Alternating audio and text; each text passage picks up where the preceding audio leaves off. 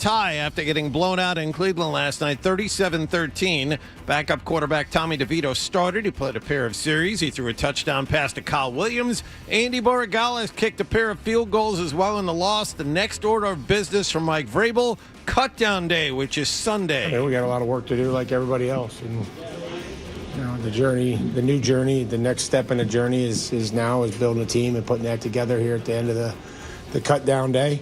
And then it'll be, how can we improve along the way? How do we continue to develop the young players? How do we improve as a football team? Regular season game number 1 is a week from Wednesday in Seattle. Top Green Bay Packers running back Josh Jacobs charged with misdemeanor battery and criminal damage. This is in connection with an alleged domestic violence incident at his home. Red Sox had last night off. Patrick Sandoval starts tonight in the opener of a 4-game weekend series with the Yankees at the stadium. Sox are 2 games behind this team for the top wild card spot in the American League. Yankees lost to Houston last night 5-1. Roman Anthony had 2 more hits. Trevor Story 1 for 3 with an RBI for AAA Worcester last night. As of this morning, no official word as to whether or not either player will be joining the big club today. And round 2 of the FM Championship begins in about an hour at TPC Boston. Se-Young Kim has a 1-shot lead after firing an 8-under 64 yesterday. Sports Hub headlines are brought to you by Deanne Van Lines. Take the chance out of your move and make the sure bet with Deanne Van Lines, an approved mover of the Department of Defense. DeanneVanLines.com. I'm John Wallach on Boston's Home for Sports, 98.5 The Sports Hub. Your next update at 6:30. The Sports Hub. 3 legendary franchises on one legendary radio station.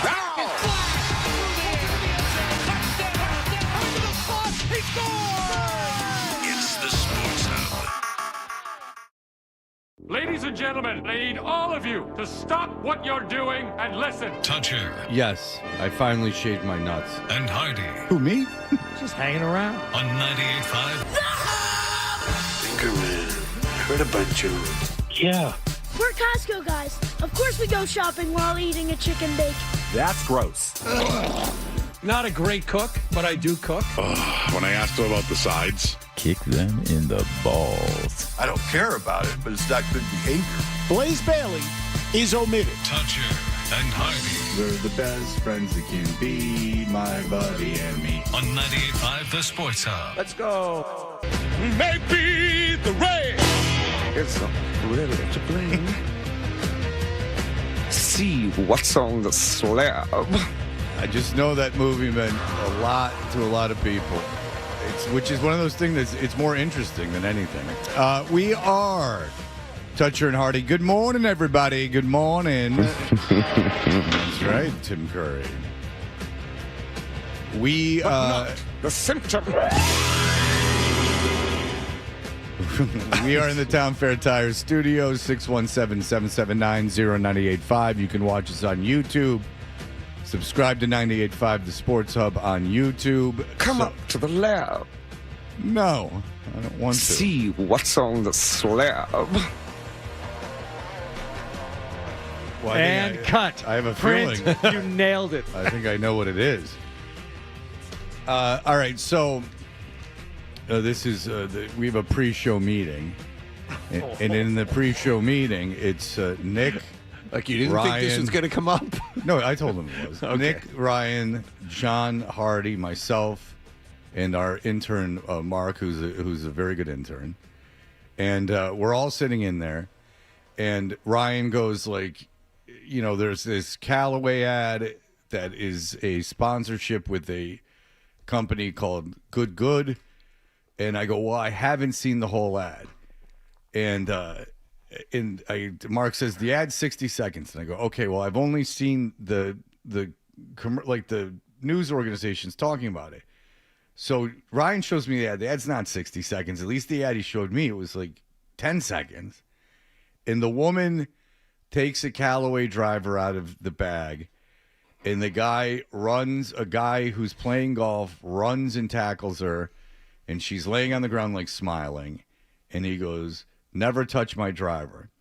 And I go, what essentially, what the hell is this? And they go, it's this movie Obsession. And I go, and then Mark goes, it's this movie Obsession. Remember that. Mark goes, it's this movie Obsession. So I go, and then Nick goes, "Oh yeah, it's this movie Obsession." I go, "Okay." And then there's this argument, and I'm like, "Well, not everyone knows Obsession." They're like, "Oh, it was a huge hit." So now I'm on the ropes, right? Fred's on the ropes. Reeling. Because it's like, oh, wow. Like, old man doesn't know the big hit movie. And so I go, oh, okay. And then I look and it like made $270 million. And I go, my point remains, like, unless it's like Spider-Man or something, and then I made the point, if it's something from a movie that's like so odd that it's clever and you kind of go, like the people on the inside go, oh, I know what that is. I can see the effectiveness of that. But I still disagreed with it. And then I go, well, what part of Obsession is it? And then Mark goes, well, I never saw Obsession. Mm-hmm. And I said, well done then with your point that everyone saw Obsession and that's what it is. Everyone in their 20s. Yeah, he goes, I never saw it. Well, first of all, not everyone in their 20s has seen any movie in the movie theater. That's number one. And number two is, and then Nick goes, I saw the movie. I go, great. Mark's been disqualified from this conversation. Now we'll move to Nick.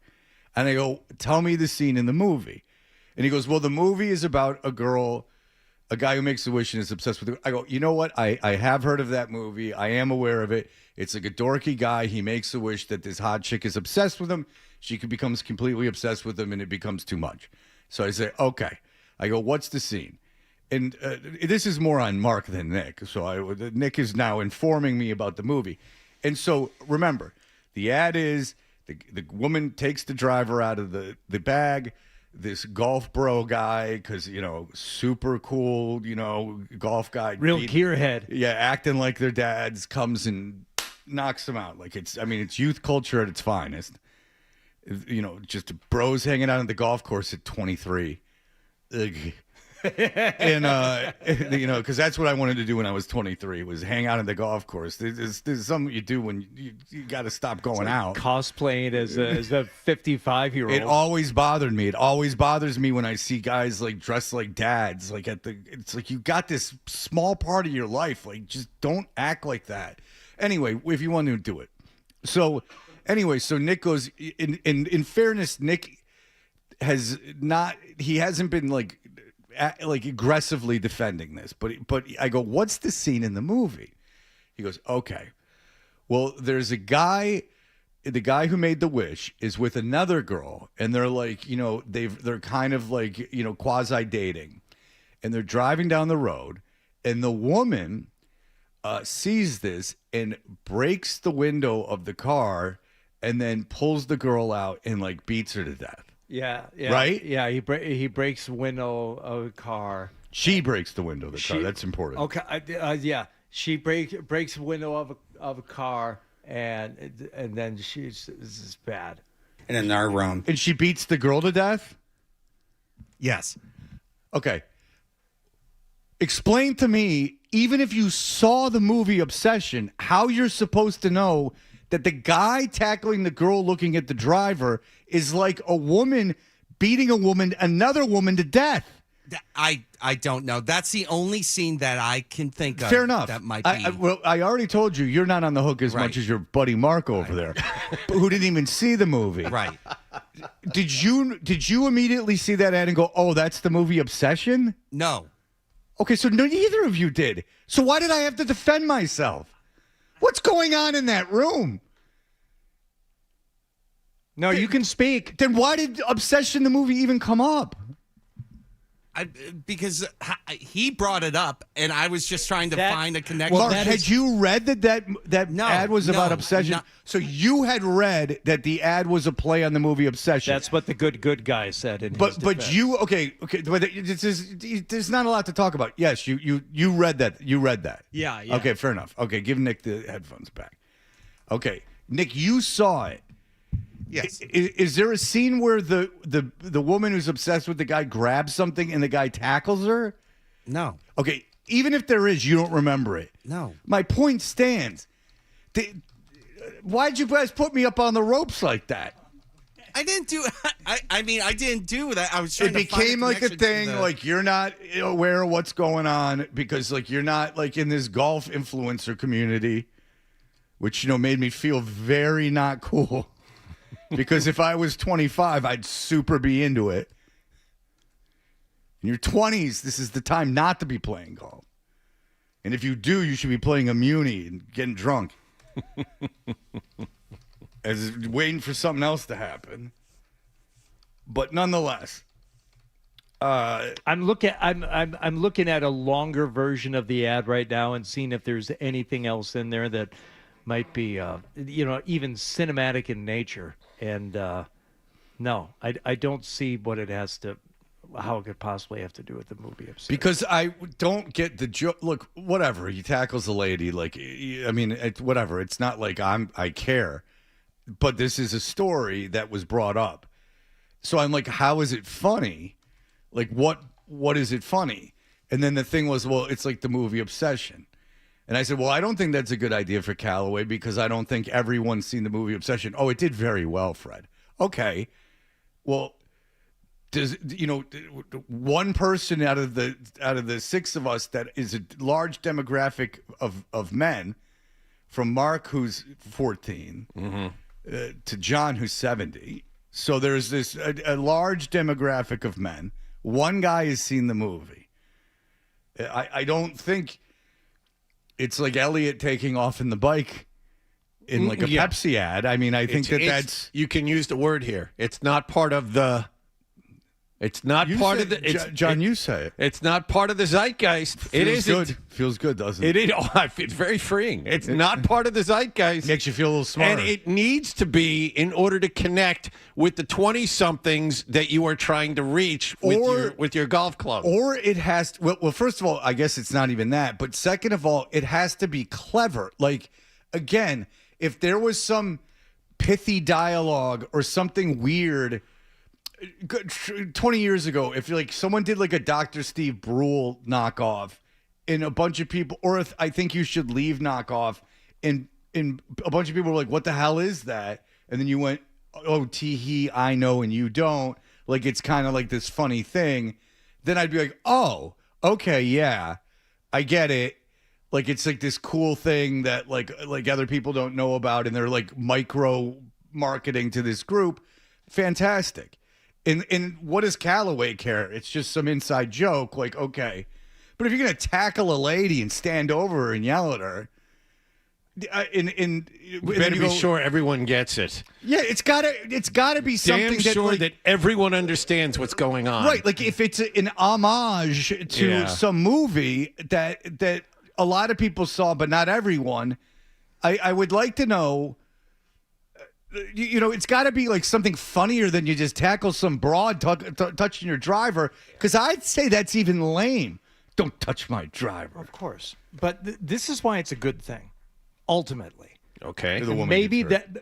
Maybe this will give big companies like Callaway second thoughts when it comes to cheaping out and not doing their own marketing and not doing their own creative, because many companies now are just turning. It's like, you know what? We got these influencers out here, and they're really killing it. Golf influencers. Everywhere. Really? Everywhere. Yeah. But okay, well, just keep it to golf. And we are just going to let them do all this work for us. And if it goes really well, we'll partner with them, and we'll maybe even make some products, some co-branded stuff, and do all this stuff. Stop it with this nonsense. And yeah, I get fed a lot of the golf influencers on my feeds, and it is, number one, mostly garbage.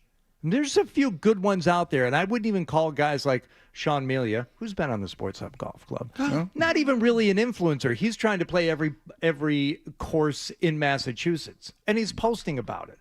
And he's got like interesting things to say about it. But that's like interesting content. I don't see him attaching himself to any one particular brand or trying to sell anybody anything. He's just doing this mostly because he wanted to. But I've seen it with my own eyes, some of these, a couple of other golf influencers who, number one, their content sucks. There's nothing compelling about it that would make anyone, I think, want to do anything having to do with the products that they're using or investigate it more. But also, here's something interesting. Suck at golf. I've seen it with my own eyes now, twice recently. And it's just ridiculous that these companies would attach themselves to it and say, you know what, we're gonna hook up with this person, and we're gonna give them the world because hey, they're doing the creative for us and they're doing the dirty work. Cheaper. And they've already got it's cheaper, Much cheaper. They've already got the followers, and we'll just go this way. Well, good, Callaway. That's what you get. That you got exactly what you deserved on this one. Trying to have someone else out there do this for you when what are their bona fides? What are what makes them good at it? Well, they got a bunch of followers and they're doing some stuff. So and Callaway, I went back and looked at it, Fred. You're absolutely right. They reviewed the ad. Oh, sure. They actually gave this the okay. Oh, yeah. Well, apparently it didn't go through the proper channels. Not everybody saw it. Who did see it? Who did see it and think that was going to be a good Callaway's name isn't coming out on an ad. That's an ad, like a produced ad that is like been edited and everything else. That's not like some Instagram account. Like that's a real ad. Of course, Callaway. Yeah, they're not letting an ad come out about one of their products. It's a Callaway product. I'm happy that between stuff like this and even the very, very small story about the shop on Nantucket with the no influencers sign that they had up. Good. Let's make the influencer more of a bad word than it already is. It's already not a great thing. It wasn't too long ago when it was kind of cool and kids wanted to be influenced. Yeah, let's turn that around completely. Let's make influencer the last thing you would want to be known as. Or if you want to be known as an influencer, like you're it's like almost like it's like, like having a mohawk or something, like you're taking a chance, like, there's going to be some, like, it's actually like a culturally dangerous thing to do. Then you're like, oh, okay. Like, then it becomes something that I would go, anything that like the youth does, let's say teens to like late 20s, if it's something that's designed to piss off old people, then I always give it like some grace. Like, okay, this is like what kids have been doing forever, is they've been angering old people. My thing is that I have a very hard time, because I'm sure it's been tried before, the cool young golfer, like the rebellious young golfer, because the two things don't go hand in hand. Believe me, it's you're dressing, even if you have whatever line of clothes that is, it's still a golf hat and a polo. There's still a dress code. Anything with a dress code, like, stop. Like this is the cool part of the dress code. Like, no. Now play all the golf you want, but don't like pretend you're some like punk rock guy like playing golf. And like the adults don't. I play a Bluetooth speaker and jam out. Oh, okay. Like, great. Like, that's crazy. Who did that? Oh, I played with my friend was in 70s. Yeah. He was the wildest guy I knew. He listens to the show every day. He did it too. He was a lot of fun. I'm not saying this, but if you think that because you're 25 and you're doing coke and getting wasted on a golf course, you're any different than someone in their 50s, I got news for you. You're not. There's plenty of guys in their 50s doing coke and getting drunk on golf courses. So, like, let's pretend that this is like you're doing anything different. Just this idea of like this is youth culture golf. No. And Hardy plays the ass out of golf, but when Hardy got into it when he was older, like I'm sure you played in your 20s. And if you want to play in your 20s, that's fine. But don't act like it's some rebellious. You're like the rebellious one. But you make like an interesting point with like like the hanging out at the golf course all day, and we're gonna do that, and like, I suppose if I were ever like really good at it, then maybe I would have spent time there. But it would have been spending time there actually like practicing and working and trying to get. There are plenty of, as you said, Fred, like younger people who just want to hang around the golf course all day. It's like, wow. Trying to be like dad already. You're 25. Well, what are you doing? There were kids at the. Are you skipping by what? Yeah. What are you? Are you unaware of? Why don't you move to Vegas and do a bunch of blow? You know, it's way more. Go fun. by the stupid phase. In It'll your be life? really fun for When you two can and a get half. away with it. It'll be really fun for 2.5 years, and then you'll almost die. But really, you should go live life a little bit. But there were kids, like when I used to, play at the club a lot, there were kids whose parents had belonged there that were in their 20s that like hung out at the bar. And that was the conversation I had with everybody there. Is like, this is really sad because this is like the next step. Like, yeah, you're in your 20s. You're not going to get laid here. You're not going to, this is something you could do for the rest of your life. Your 20s is this very short moment of time where you can be, and if you're going to be out drinking anyway, or out like, doing stuff socially, like, why aren't you going out with other kids your age and, doing what you can only do in your 20s when you have the energy and the stamina and other people in their 20s? Like, it's a very short period of time. And if I could give any wisdom, it would be cherish that amount of time. Now, like, life doesn't suck or anything after that, but every like facet of your life is a unique part.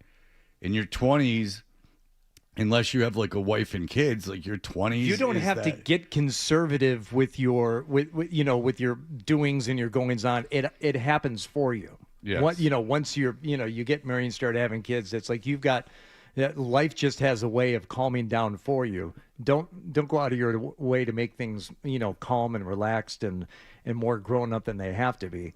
It'll happen on its own. Yeah, like responsibility. Like, you get too old for the place, before you know it. Yeah. And also, yeah, responsibility, will catch up to you. Like, it's going to happen.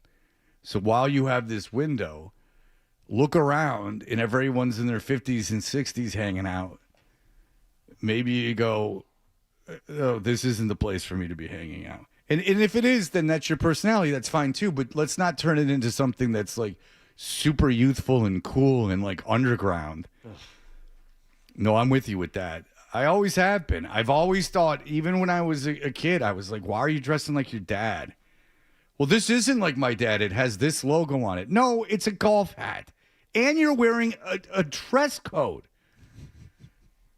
Like a dress code. You're not allowed to play unless you have certain clothes on. That by nature isn't so fun. Anyway, I've had it with Mark. So we're gonna go see Obsession together as a show.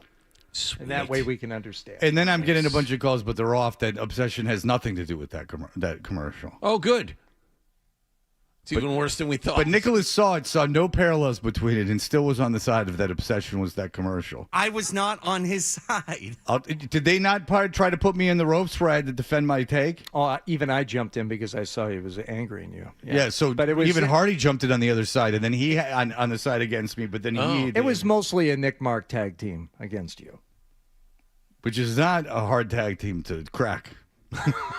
We already see problems here between the two of them. Yeah, it would be like if Iron Sheik and Nikolai Volkov were taking on like the Lombardi twins. Now that's a tag team. Jules and Jay Strongbow had no chance. Yeah, exactly. Well, I'm trying to think of one half of any great tag team in history where that half had a pacemaker. All you got to do is poke one of those guys in the chest a little bit. Mr. Fuji and Mr. Saito, that's how you did it. They poked them right there.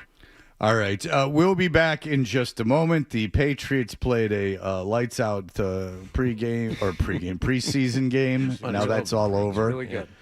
All over now, and we will have that for you in just a moment.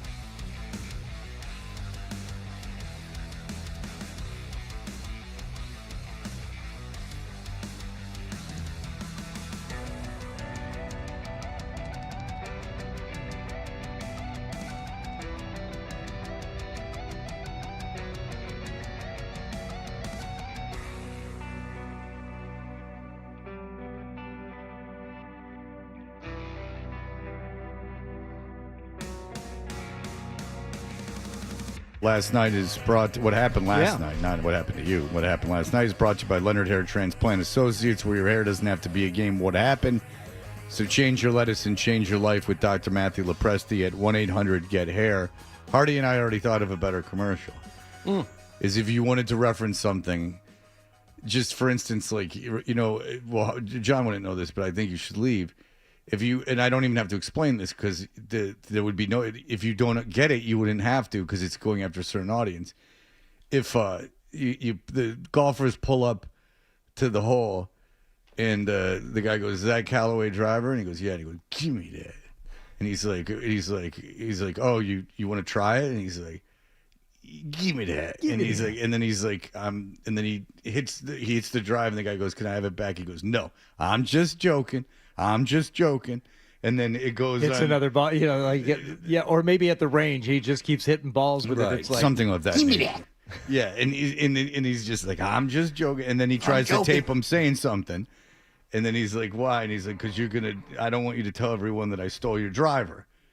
Whatever. It's more, and then the Callaway people go, "I don't get it," and you go, "Here's the reference," and they go, "Oh, yeah." So okay, and then they go, "Yeah," because people will get it, and the people who get it will love it, and for the rest of the people, they'll just think it's weird and not offensive in any way. And then the thing is that they think it's weird, and that's kind of the point, because the people who it's for are going to go, "Oh, no one else is going to get this, and this is kind of an inside thing," and there you have it. That looks really good.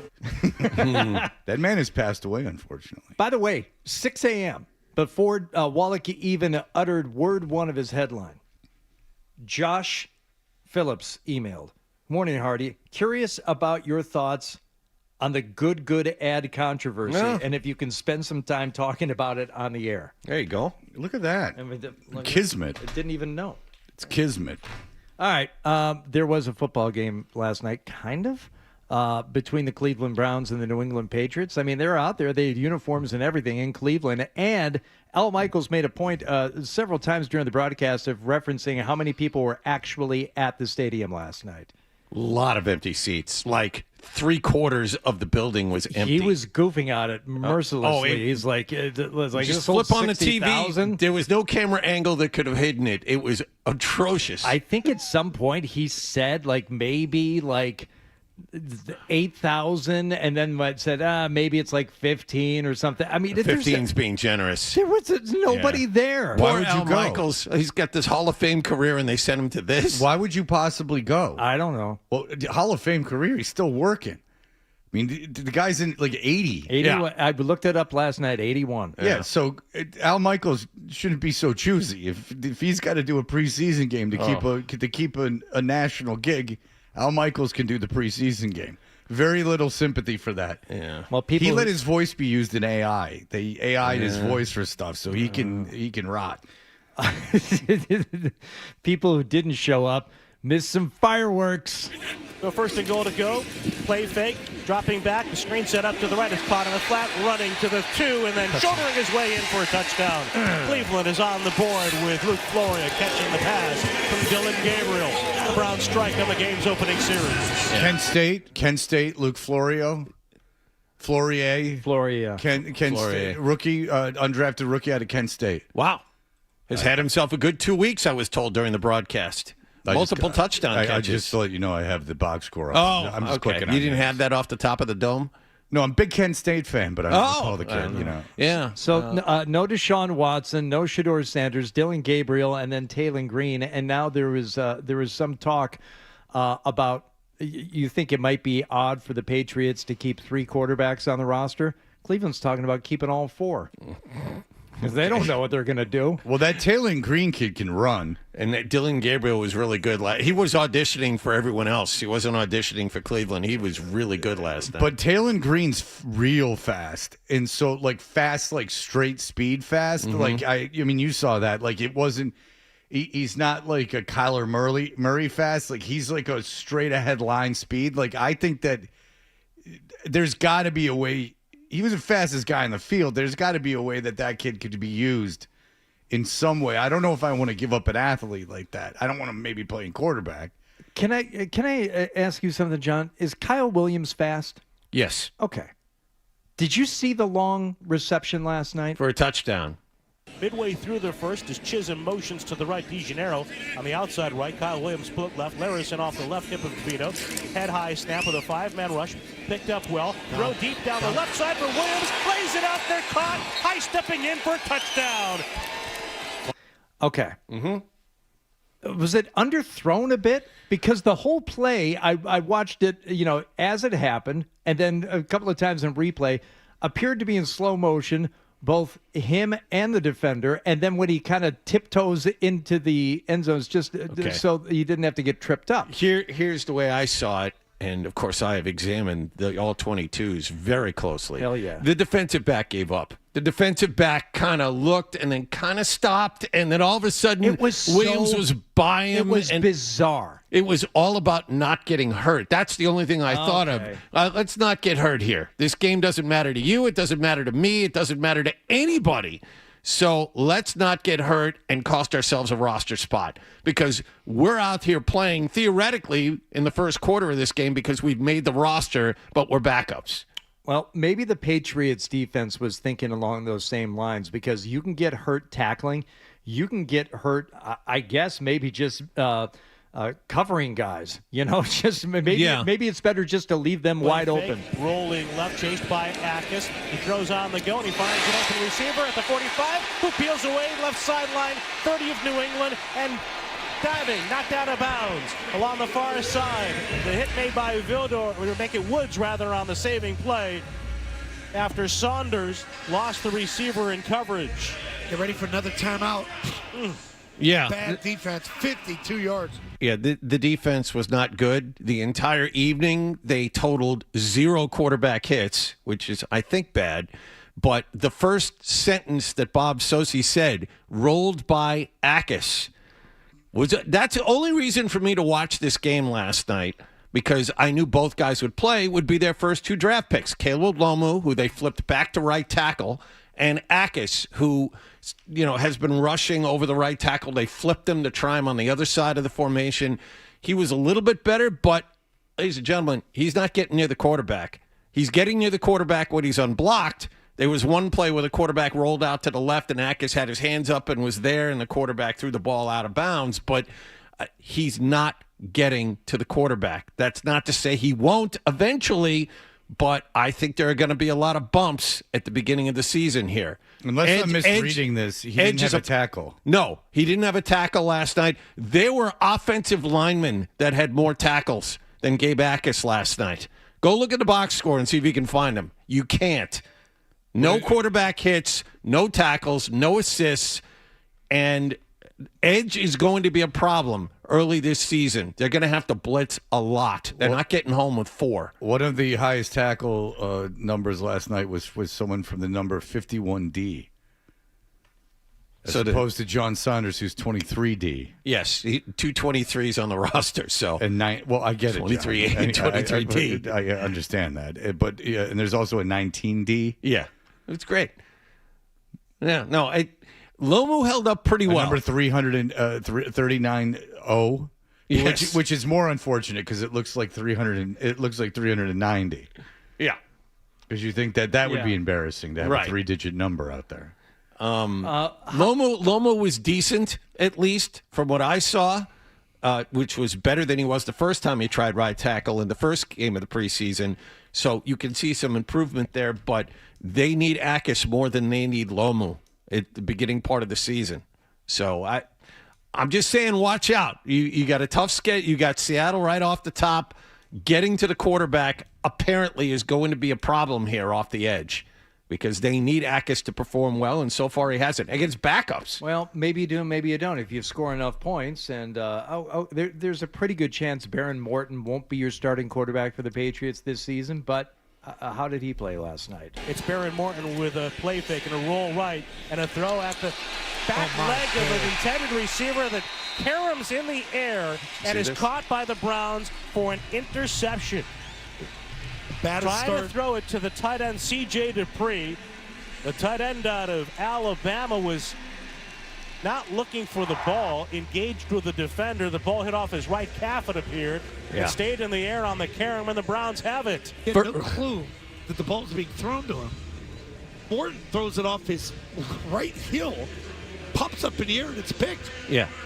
Back of his Achilles tendon popped right up in the air for a pick. First play for Morton, and the tight end saw Morton roll out and said, "Oh, he's going to run." So he turned around and didn't see the pass coming. That's not good either. But again, you're not.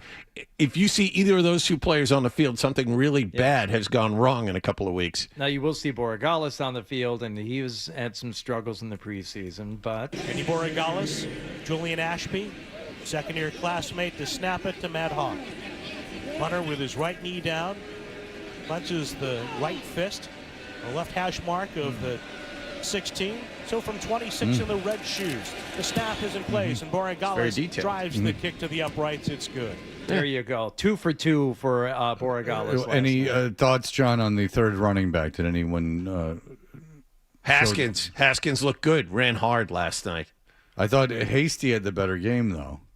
Okay. That was in the second half. I did not watch the second half. Did you like Haskins? He did only 3.5 yards a carry. Yeah. That's just because Haskins on a third and short ran between the tackles, bounced off a couple of guys, got a first down. Well, that's more than I know. But I the only thing I saw in that game that I thought was interesting was the green kid running for Cleveland, the quarterback from Cleveland running, because he was legitimately like straight speed fast, like real fast. So if I'm Cleveland, you're a pretty good athlete. I want to figure out what's going on. I bet you he stays. I bet you he stays on that team. Arkansas. You're just a fan of Hasty because you're such a fan of the Hasty Pudding Man of the Year and Woman of the Year honors. Always been obsessed with Harvard. Given out by Harvard every year. Is that where they dress the guy as a girl? That's correct. Yes. It's a lot of fun. Well, they have a parade, and there's a big ceremony. And then they all go right for the Simpsons when they graduate. It's a big thing. All right. Well, there you go. That was your New England Patriot game. A devastating loss to end the preseason. Not the way you want to go out in the preseason. Cut down day is Sunday. First game a week from Wednesday. Oh, well, that's good. You going to watch Billy Boy in there in Ireland? Oh, yeah. Of course I am. Was that Friday or Saturday? I don't know the answer to that. It might be tonight. But probably tomorrow. That would be my guess. Today is Friday. Yes. Okay. All right. Saturday. Tomorrow. Yes. What time? 5 p.m. Eastern time. Yeah, I'm watching that. 5 p.m. Eastern time. What time is that in Ireland? 11 o'clock at night? Really? No. Excuse me. Noon Eastern time. 5 p.m. local venue time. Okay. All right. I'll be. You know what? And I will be in Durham, very close to Chapel Hill. So you can talk to your buddy. You can watch the game together. I'm going to try and see Amos this week. Good. Oh, that'd be cool. Get some audio. Yeah. Ask him all about the Sun, the Mike Lombardi. I'm sure he'll be right up on all that stuff, but that would be fun. All right. We will be back in just a moment. Here are the headlines for you.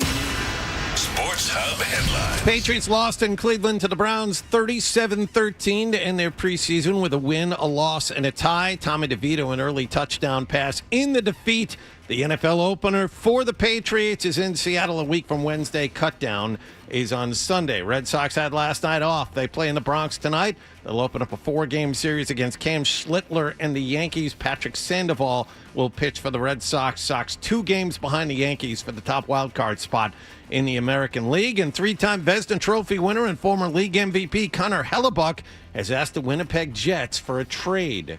Sports Hub headlines are brought to you by Awaken 180 Weight Loss. Don't put off losing weight this summer. Reach your goal during the easiest season for weight loss. Awaken 180, the official weight loss program of summer. I'm John Wallach on Boston's Home for Sports, 98.5 The Sports Hub. Your next update at 7 o'clock. You're listening to Toucher and Hardy on the Sports Hub. Selling your home can be stressful and a giant hassle. What I would do is call the Nathan Clark team with your Home Sold Guarantee Realty. Nathan gets you cash offers on your home. If the numbers work for you, it's sold. If they don't, Nathan guarantees you 100% of market value.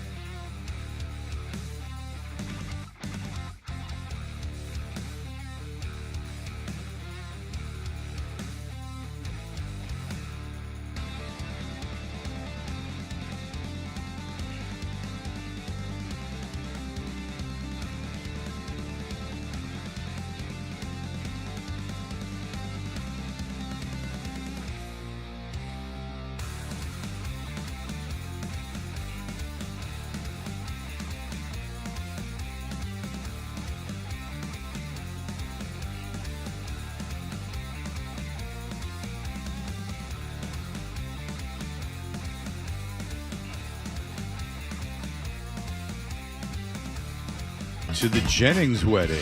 We're going to bring out the bridesmaids and groomsmen right now.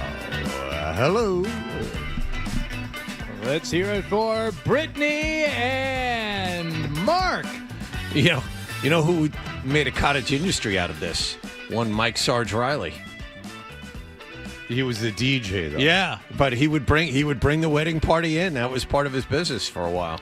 I have a friend in Michigan who had hired mascots of the various Michigan teams to come to the wedding. Oh, nice. Everyone there was like, huh? This doesn't seem. What are we supposed to do with these people? This doesn't seem like the classiest thing on the planet, but here we are. Fans, welcome to Gillette Stadium. That's right. That's him doing his dead-on British accent. You ready for Adam Schefter to actually say something? This is him on Christian Gonzalez yesterday. I don't think that at any one point here that they've been close to a deal. Devin Witherspoon and Christian Gonzalez have the same agent. So in a way, he can kind of dictate how this is going to go and see into the future in a better way than each of the two teams can. So Witherspoon was going to get done first, and it got done at an average of 33 a year. The Patriots have not been in that category, but Witherspoon has established the benchmark, and the Patriots haven't gone there. And they weren't there before, and they don't appear to be going there right now, and they're all on the two sides of money. Wait, So go ahead. the reports have been that it's close, and and Robert Kraft is coming out and saying, we've offered made him the deal that would make him the highest paid, and this, that, and the other. And Schefter's saying like, oh no, they're not close. They've never been close. When he said they were going to make him the highest paid, had Witherspoon signed yet? When Kraft said it, no, because Kraft said that right at the beginning of camp. Okay, so he hasn't said it since. No, Witherspoon signed. He has not. And now Witherspoon's the highest paid? Yes. Okay. I think it's 33 per. But again, and this has directly to do with the Gonzalez negotiations. It's all about the guaranteed money. Well, it doesn't even sound like that. It sounds like they're not even getting an average value that's 33. Well, Andrew Callahan, reacting to what Schefter just said, posted last night that the money in year one is a major sticking point of this contract negotiation. And to me, that means signing bonus, guaranteed money up front. Why would you not? Would it just be guaranteed money altogether? I mean, no, but you want it up front because obviously, because the more money you get up front, the more the money's worth. Yeah. Because obviously, then that money compounds. So I'd want the money up front either. I don't know what really the hesitancy is to give him the money up front other than cash flow. That was what Elliot Wolf said. Yes, that was a thing that Felger jumped all over a couple of days ago. Well, because the only thing is that like you want to keep cash rich for the same reason that he'd want the money, is that you want that money and you don't want to give up the cash. So I would question, if you want the player, then give him cash. Yeah, I mean, there are 25 other teams that would kill to get a guy like this, maybe more, 27, 28. Probably every team would want Christian Gonzalez. But the thing is, John, this too is like, okay, so the one argument that Callahan made, if this was true, or no, it was Perry, was that if Christian Gonzalez wanted to sign a deal now, because we talked to Price yesterday, and it's just, the thing is like, well, is he worth more than Witherspoon? Yes. Why? Well, because he's the next one, right? So when Perry said he had heard he wants a deal that will still be relevant in 6 months, well, the kid from Denver could sign. Stingley, right? No, Stingley's from Houston. No, that's Stingley. Surtain? Surtain. Thank you. Yeah, Surtain's better, right? Like, he's better. Yeah. So, and Surtain would set the market anyway. So, like, just real quick, so the defense of the Patriots would be like, no, like, this is your place in line. I'll make you the highest paid player and guaranteed money and all that. But I am not like setting the market in a way where like this is going to be in the conversation 6 months from now if Stingley and Surtain come up. Like, no, no, this is the way it goes. You'll be the highest paid right now, and we'll go from there. And the other thing is, the agent has to be smarter than this. He understands the market. mean, this is the way business is done. You get the glory of being the highest paid player at your position until the next guy comes up. You saw it in the NBA. How many times? You look. That's exactly what I was thinking. When they're talking about the 6 months or a year down the road, he doesn't want the deal to look obsolete based on the next corner. Too bad. This is what happens. That's how this works. That's how this works. Okay. There's no excuse for this. No, I agree. So, like, that was the point where I'm like, if I'm the Patriots, I'm saying, no. We're not operating in that fashion. Like, we're not working in hypotheticals and, like, the market moves, and that's just the way that it goes. Like, you can't go back and buy Microsoft stock from 1984, like right. Like you got to right. the things move and happen, like things change in value. But if they're not offering him as much money as Witherspoon, well, then it's not a conversation. And then if I'm Gonzalez, I'm pissed, and then it's the situation that if I feel like my right forearm got tight, I'm not playing. And because why would you? Like, I'd play, but the minute I feel something, right. I'm not going to play. This season, I'm not endangering my body in that way if I feel like I have any chance of aggravating There's something. no excuse for the Patriots not to give him that $1 extra, so he's the highest paid guy, at least for the time being. And there's no excuse for Gonzalez not to agree with that. Agree with getting just the $1 extra. No, relatively, like approximately. You make him the highest paid cornerback. You give him the most guaranteed money by 50 cents, and both sides should be done with this. The other thing Callahan brought up is that the incentive for him to try and hold out week one makes no sense whatsoever. No, it doesn't make sense. With the NFL bylaws, just to say it real quick, if you sit out, you get fined, and NFL teams can't now. The rules are NFL teams can't give you that money back. That money's lost.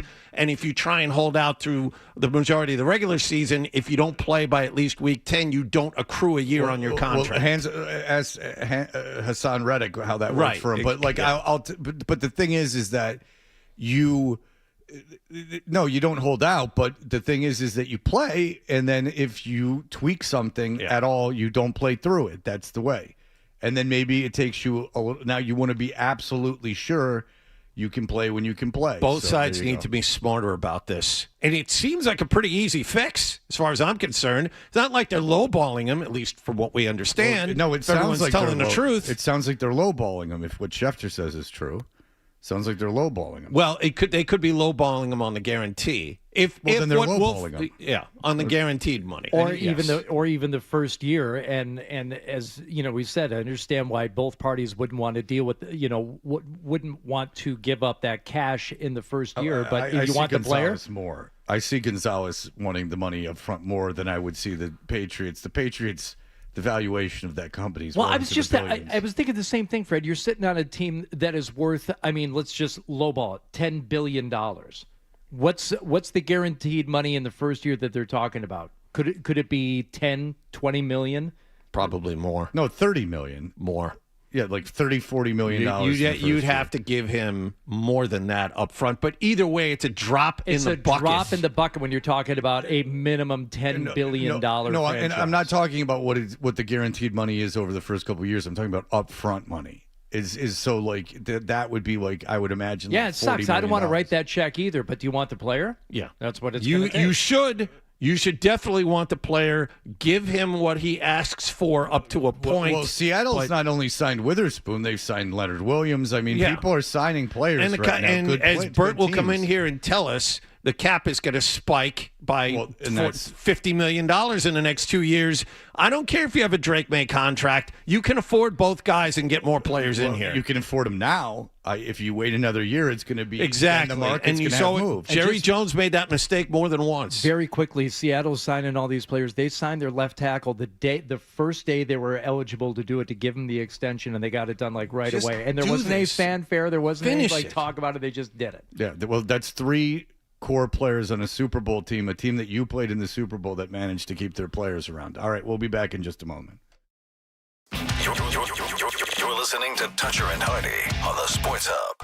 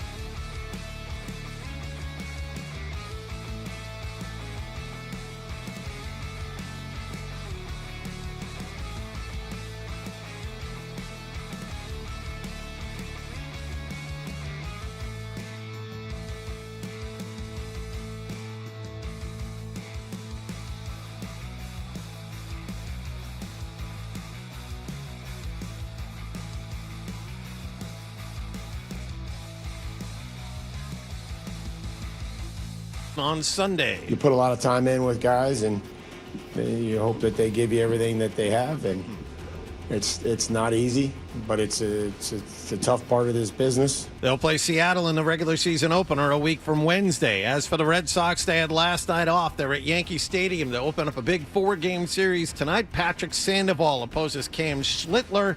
Right now, the Red Sox are 2 games behind the Yankees for the top wild card spot in the American League because New York lost to Houston last night at the stadium 5-1. Round 2 of the FM Championship getting underway as we speak at TPC Boston. Se-Young Kim has a 1-shot lead at 8 under par. And the ACC joined the Big Ten, ACC, and Big 12 conferences yesterday by voting to ban athletes that have turned pro in football and both men's and women's basketball and want to come back to school.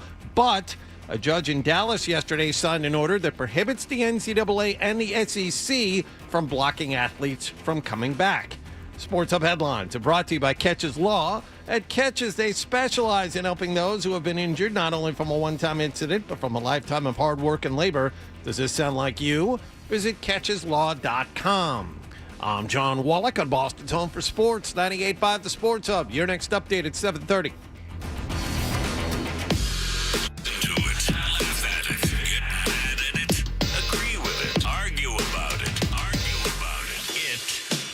Boston Sports. Boston Sports. And it is all we do.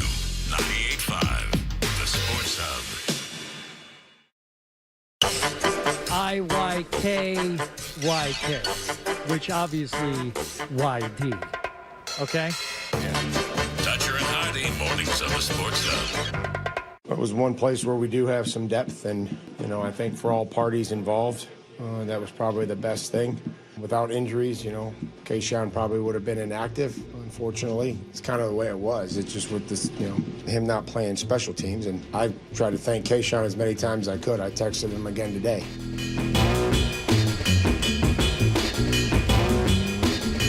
Is a text really that intimate? How about a handwritten letter? I mean, that's how I choose to correspond with people. Little note cards. Do you have special stationery? Yeah, from the desk of Fred Toucher. That's nice.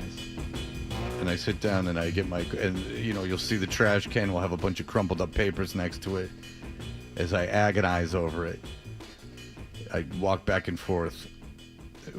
His key card wasn't working. It's 7:07, but no, don't let that bother anyone. He's walking in right now. He's unbothered.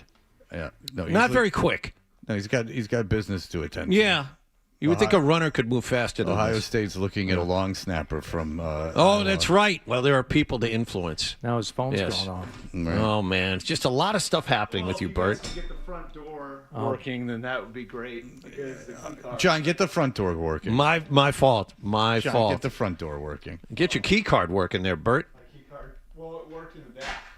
Now, my key card doesn't work in the bathroom that I locked on the count of the murderer. The key card worked on the back door, but not the front door. So I usually come in the front door. I usually park right in front. Yeah. It's like prison. And the front door did not work. I see. The key card did not work in the front, so I kept trying it. And then Nick called me. And Nick's probably somewhere looking for me right now. Yes, specifically but then I he drove is. up in the garage, and then the back door, it actually worked there. I'm glad you switched seats to get into the exact same seat. Oh, no. Oh, there he is. Okay. My He knows bad. what he's doing. Yeah. My bad. My first time here. All right. Bert Breer, sometimes it takes me longer than that. Bert Breer obviously works for the MMQB as we close up the preseason here. And now that's all over for the Patriots. A lot of conflicting information coming out about the Christian Gonzalez situation. Hopefully you're the last person we ever talk to about this. But okay, so Adam Schefter says the deals aren't close. Yeah. What are you hearing? I'd say it's one of those situations where, Ron Borges used to have this saying that numbers are like hostages. You can make them say whatever you want. And there's a sliding scale in the way all of these things add up. And I think everybody's using the Witherspoon deal, right? So, I think there's 3 key metrics to look at with the Witherspoon deal. And I think the first thing is you cannot look at these contracts like you look at contracts in other sports. I've heard a lot of people say, well, the extension really starts in 2028. That's not the way it works in football. These are new contracts. They tear up the contract and they basically build a new contract. When you hear new money, it's just how much money you're getting on top of what you are already owed. So like that becomes what's considered the average per year.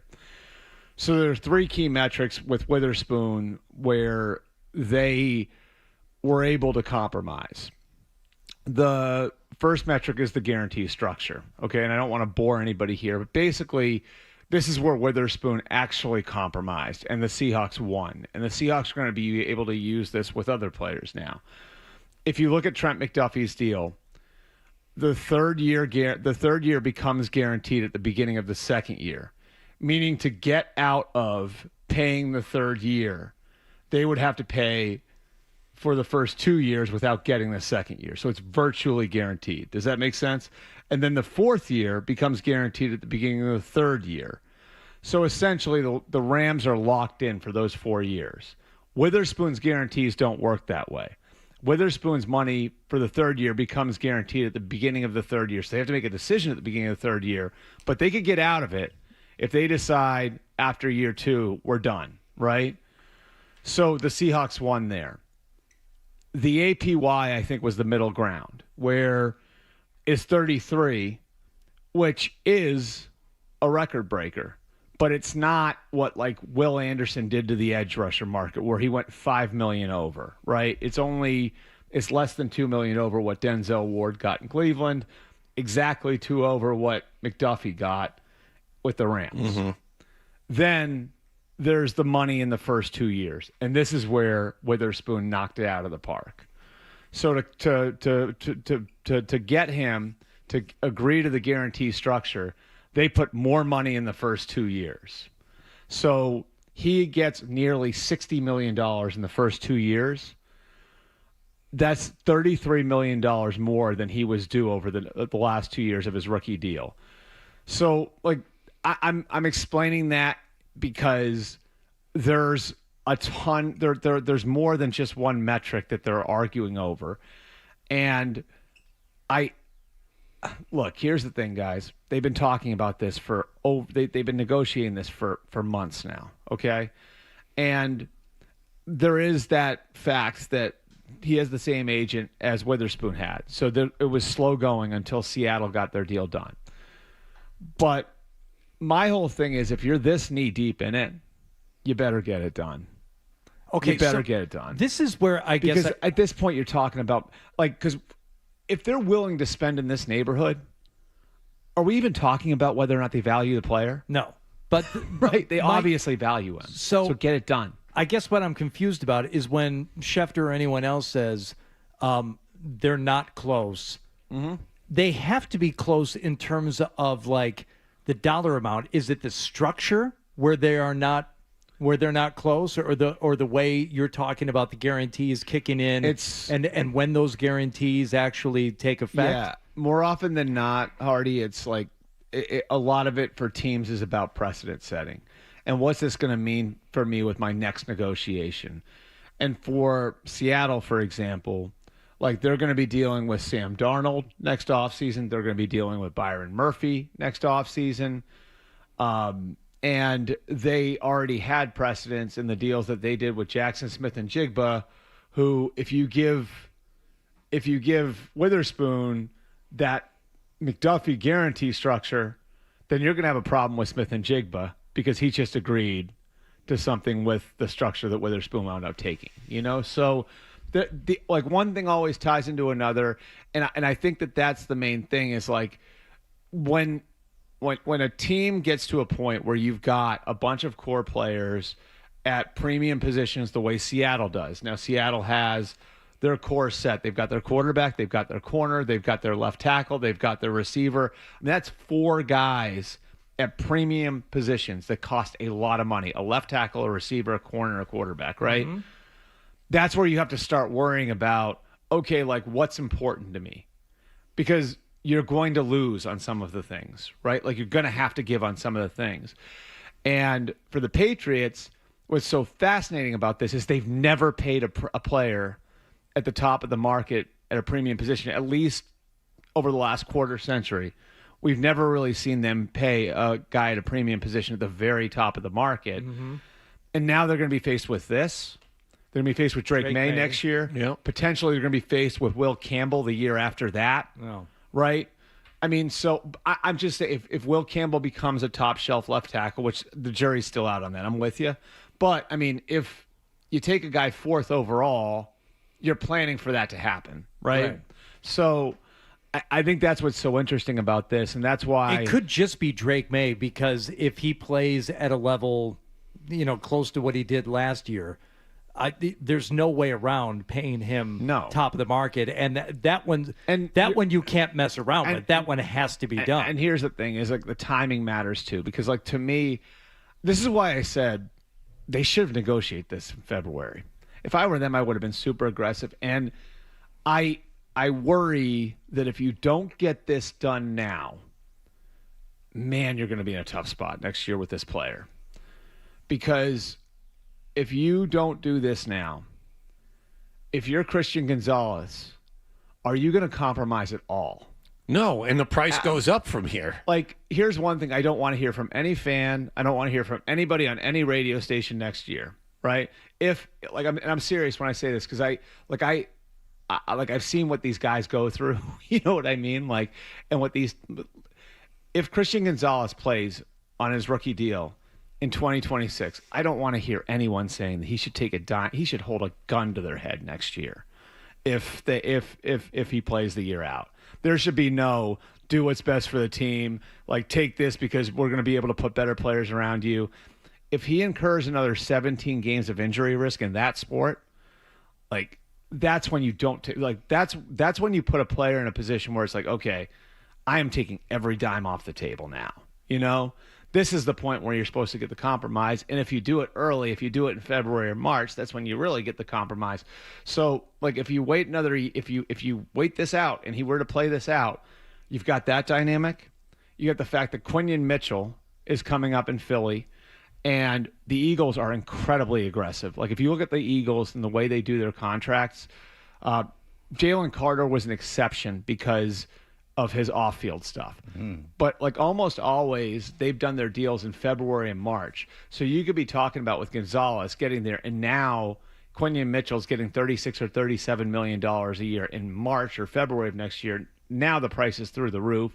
You don't have the extra year to manage the damage capping. I mean, I almost think like you look at it, I mean, again, like Patrick Surtain could get a market correction at some point because he's the very best player at the position in the sport.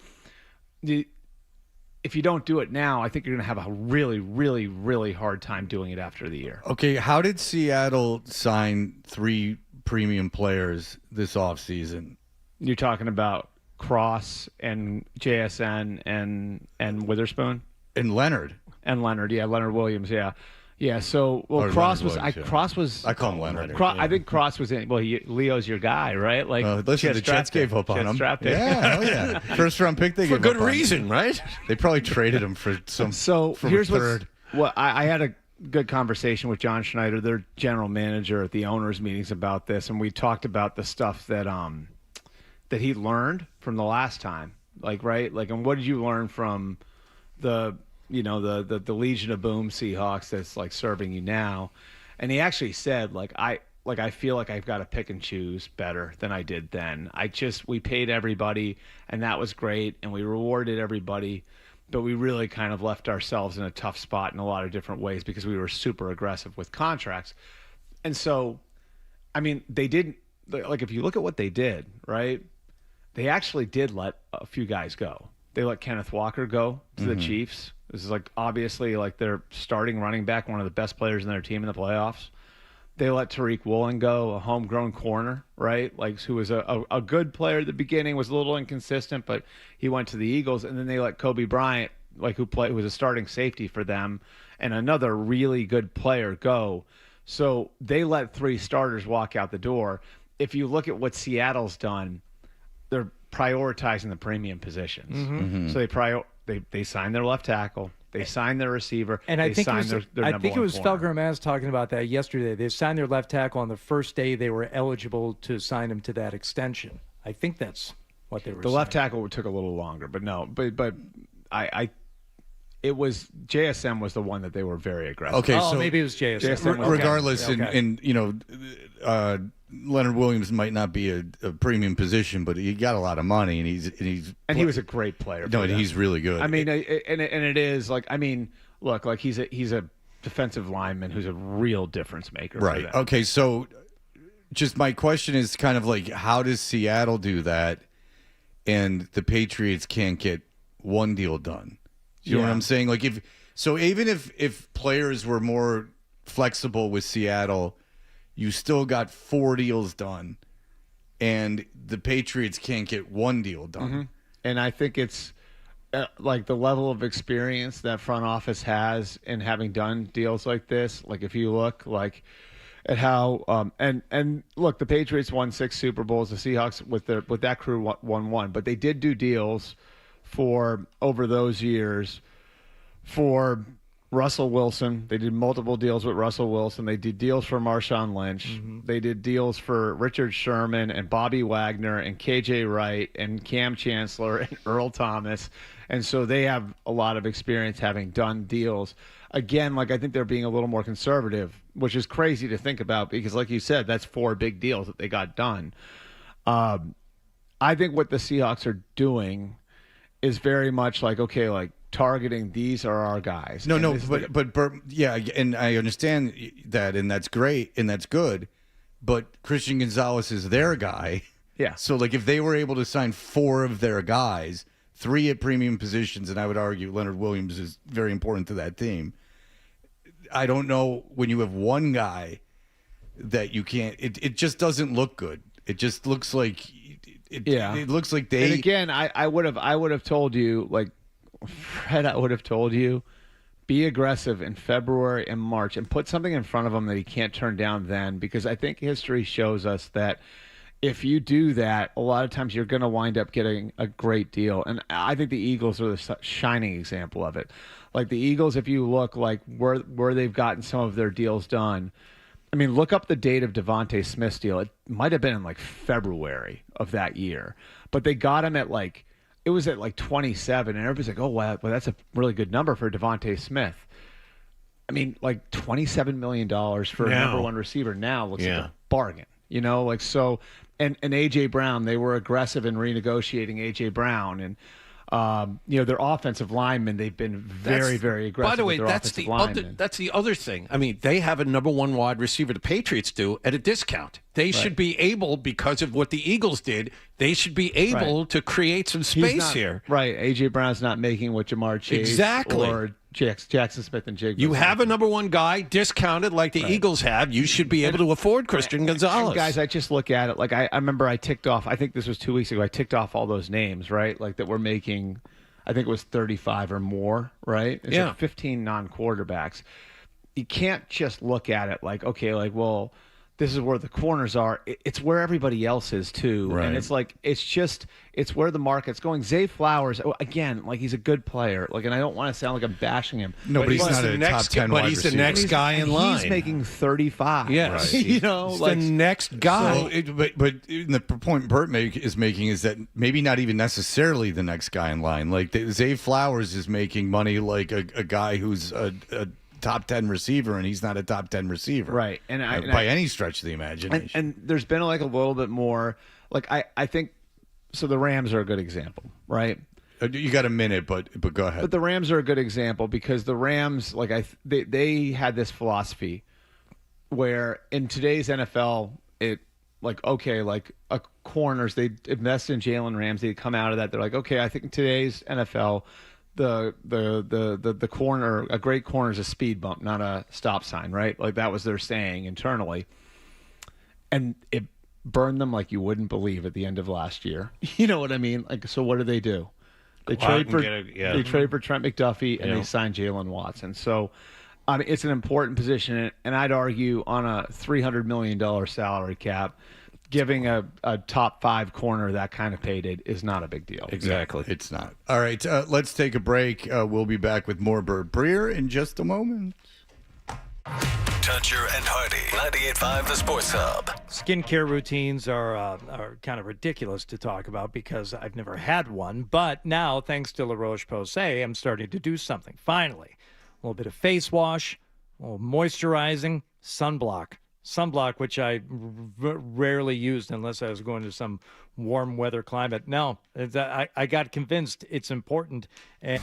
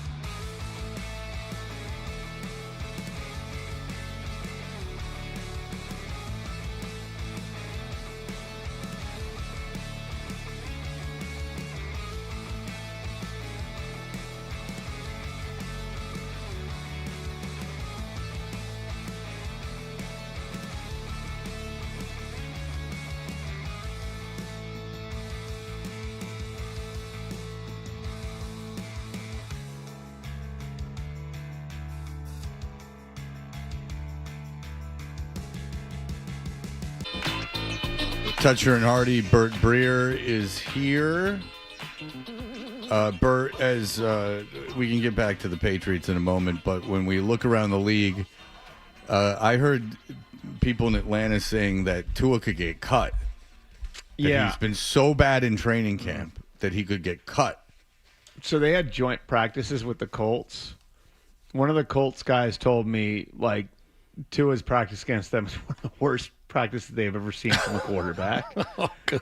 I don't I don't know what's going to happen, but the fact that they've left this open as long as they have, and look, it's no fault of Michael Penix's. He's had just terrible injury luck. If you guys know the history there with his knees and everything, and now he just got cleared this week for 11-on-11. But the fact that they were willing to leave it open for that long, and now it's a tough spot to be in, and I think there have been some questions about Tua's motivation and all of that different stuff, and it'll be interesting to see where this goes next, because it's year one for Kevin Stefanski there. Them getting Kevin Stefanski was a big win, because he got interviews with 7 teams, and I think they've got good people there now, and the roster's actually not in terrible shape. They've got a good veteran offensive line. They've got Bijan Robinson, Kyle Pitts, Drake London. The defense needs work, but has gotten better from a personnel standpoint. And, that position could wind up holding them hostage for sure. Is it a question of motivation, or is there something going on with Tua physically? Have the concussions caught up with him? Is he having trouble, just No, focusing? I don't think it's the concussions. I heard he couldn't hold on to the ball. There's a lot going on there. He was literally dropping the ball, it just having trouble with exchanges. It just doesn't, from what I understand, it does not look good right now. And I'll be interested, because they do have an experienced backup in Cooper Rush, who can actually, you get it. I think you'd feel okay about putting him in a game. Would you feel okay about starting him for 17? Probably not. But there is, I think, that little bit of an out there where it's, if we want to go to Michael Penix, but maybe we don't feel comfortable that he'll be completely good week one, I think there is that little escape hatch they have where they do have an experienced backup on the roster behind Tua that maybe they could go to for a couple of weeks. So Tua's career's over, right? By what you're telling me and his inability in joint practices, this is it. He's finished. He's made a ton of money, and he's only supposed to make $1.5 million this year. Well, but that's the offset. The Dolphins are still paying. No. What I'm saying though to John is that Atlanta has no financial motivation to keep him. Right. This is it. And Tua really has no financial motivation. Well, his motivation, it would be if he played well, he could get more money. Those contracts. Well, yeah, there's that, but there's also, I think, those contracts actually read that you have to be making an effort. It's the same thing as a coaching contract, right? Guys get paid when they're out, but you have to have made an effort to seek employment or whatever, Sure. So you can't just quit and then just collect the money. But what NFL team would now take a chance on him regardless of his past? Yeah, and it becomes, and you know what, Wallach, that's the thing is, that's why we always, I can remember talking about this with Tebow and Kaepernick and those guys, the job of the backup quarterback is not the same job as the starter, and how does Tua fit in as a backup, and because that's where it is right now. You make this kind of impression that he's made in Atlanta. Well, no one's going to take a chance on you as a starter if this keeps going the way that it's gone. And then it's, how do you fit in? At the very least, you got to be a vibe guy. Well, it's I always say this. I've said this to young quarterbacks before. It's Josh McCown, to me, was the perfect example of it. He probably made he probably made another $30 or $40 million at the end of his career, just because he's a good guy. You know what I mean? Just because that's the guy I want around my young quarterback. And so he kept getting jobs because I think he can still play a little bit, but it was more so this is the kind of guy I want in the room. And we were talking about backup quarterbacks, and I read this morning, which is why it's top of mind. There's a writer by the name of Matt, is it Zenitz? who writes for CBS Sports. Yeah, he's a college writer who's like kind of like does some NFL. Okay, so he wrote a long article late last night, early this morning on Shedeur Sanders. And Shedeur obviously is not the starter in Cleveland, but because he was unable to beat out a very bad Deshaun Watson, now there are questions about whether he can ever be a starter in this league, and teams still don't want him as a backup because of all the extra baggage he brings with him. Right. And I think we need to start with the hysteria over Shedeur, which is like we all need to stop treating him like he was like the 10th pick in the draft. Like that's the way that's the way he's covered. That's the way he's treated. Absolutely. It's a 5th round pick, right? Like, and I hear people say like, well, you got to find out what you have in Shedeur Sanders. It's like, do the Steelers need to find out like what they've got in like Will Howard? Like, it's like, how is it different? It's like he's a 5th round pick, so because he shouldn't have been. Yeah, and that's the thing. He was being kept down by mysterious forces. And so, I look at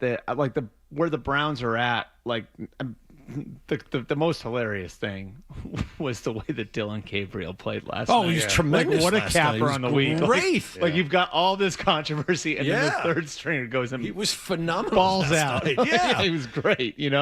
So, I think with Shedeur, it's look again. One of the things I do I'll talk to the coaches who've coached against them during the preseason or in the joint practices. So I talk to Bills coaches and Bears coaches about the Browns quarterbacks, and the Bills coaches saw them in a practice setting.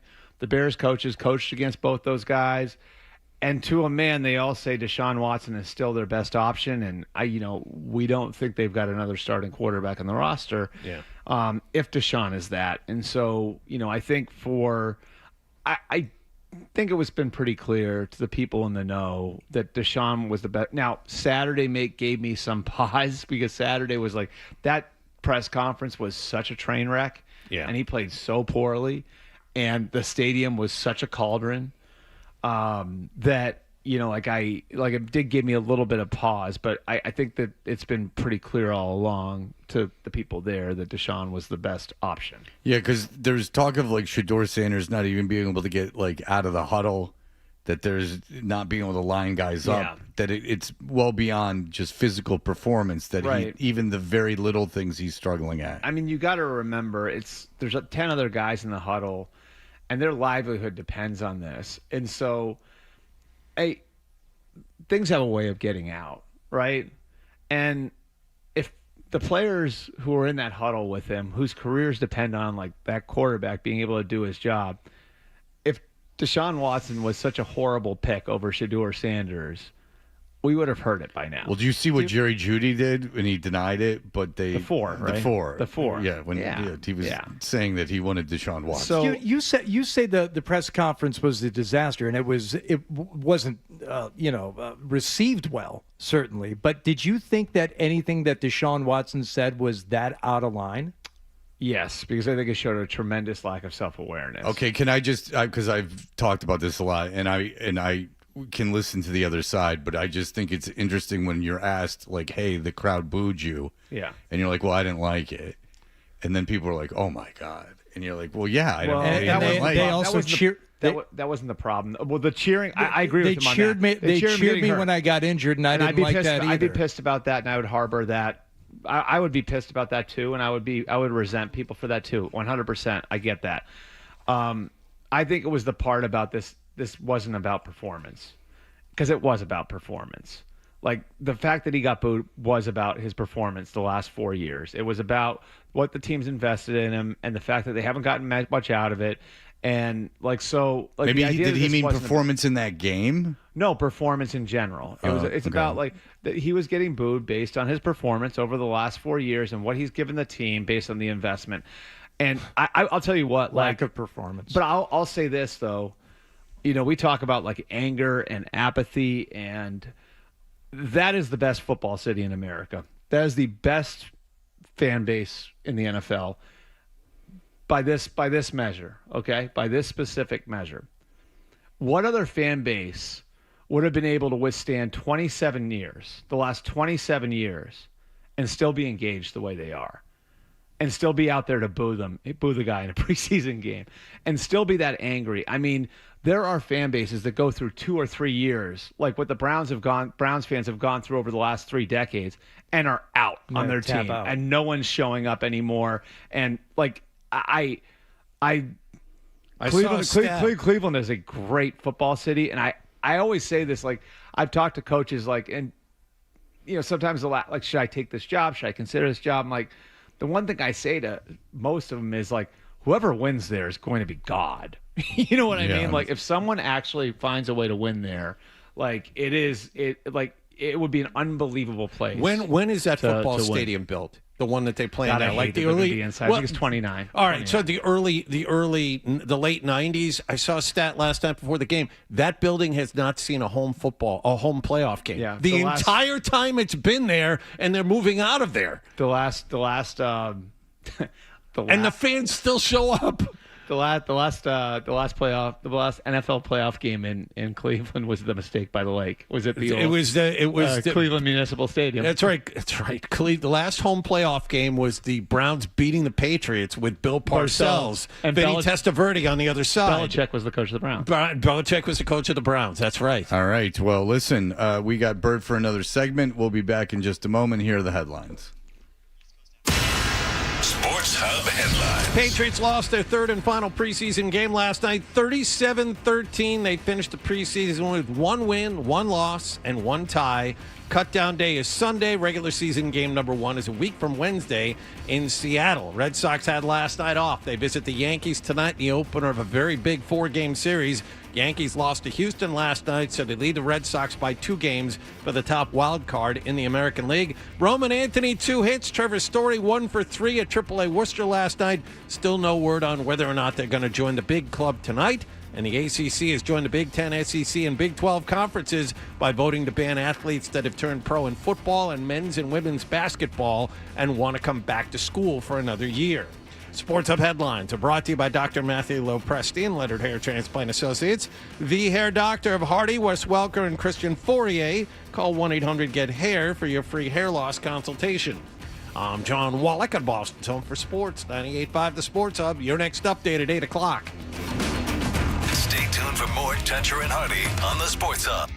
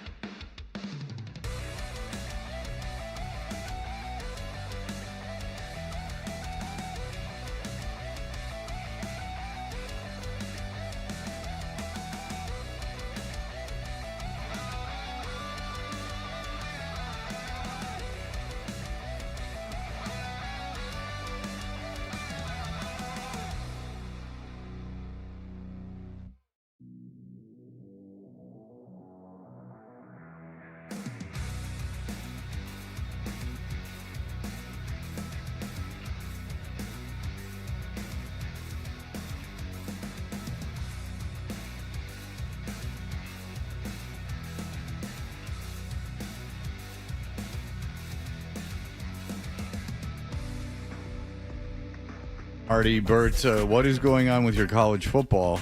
Now a judge has said that the SEC cannot not allow. Shockingly, they've come out and said the SEC has to allow guys that have been in the NFL to play. Now that all four power conferences are on board, ACC finally jumped on board. So all four power conferences have voted to ban pros from coming back, but they found a friendly judge in Dallas. So what's going on? The whole thing freaking sucks. Like it just, like I don't know anybody who thinks that this is a good thing. And again, this goes back to Mark Emmert, the old NCAA president who had 30 years to fix this, right? Like we knew, in 2000, I think everybody knew eventually the players are going to have to be paid. And they had all that time to come up with a system and negotiate it with the players. And okay, if you've got to unionize and figure it out, because we all have this like unbelievable product, just figure it out. And instead, the powers that be sat on their hands and kept collecting checks. And then Mark Emmert, like the minute the house catches on fire, runs out the door and he's gone and leaves everybody else with the mess, which, you can't say that name can't say that name enough. Mark Emmert is the guy who was really responsible for so much of this. So as far as what it means from an NFL perspective, I was actually I follow it, of course, but I wasn't as in the weeds on it. So I called a couple of people I know at the college level, and I was like, is this Pandora's box opening?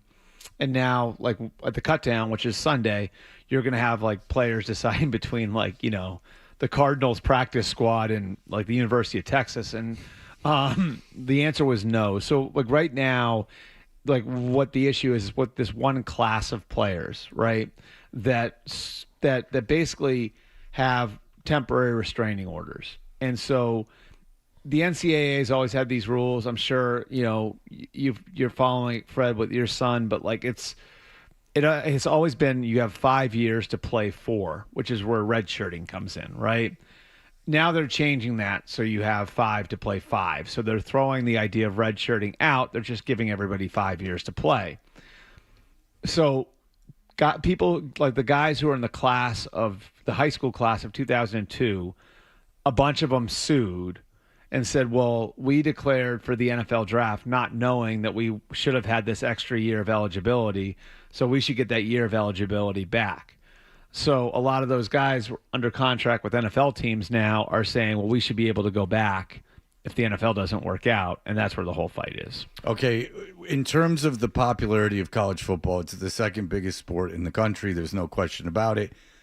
To maintain that, though, you're going to have markets with NFL teams be interested in the product. You would agree with that, right? There has to be, major cities have to want to watch and that's college why the football. Big Ten, I think, is overtaking the SEC because they're in more of those places. Fair enough. Yeah. But if it becomes, as it has been, kind of like a watered down NFL, like a watered down, a 50 leagues under the sea, it's got to be distinct from the NFL. Right, it's got to exactly. be different. Yeah. So, if players could, and I like that players can transfer. I think it's good for the college athlete. It's fair.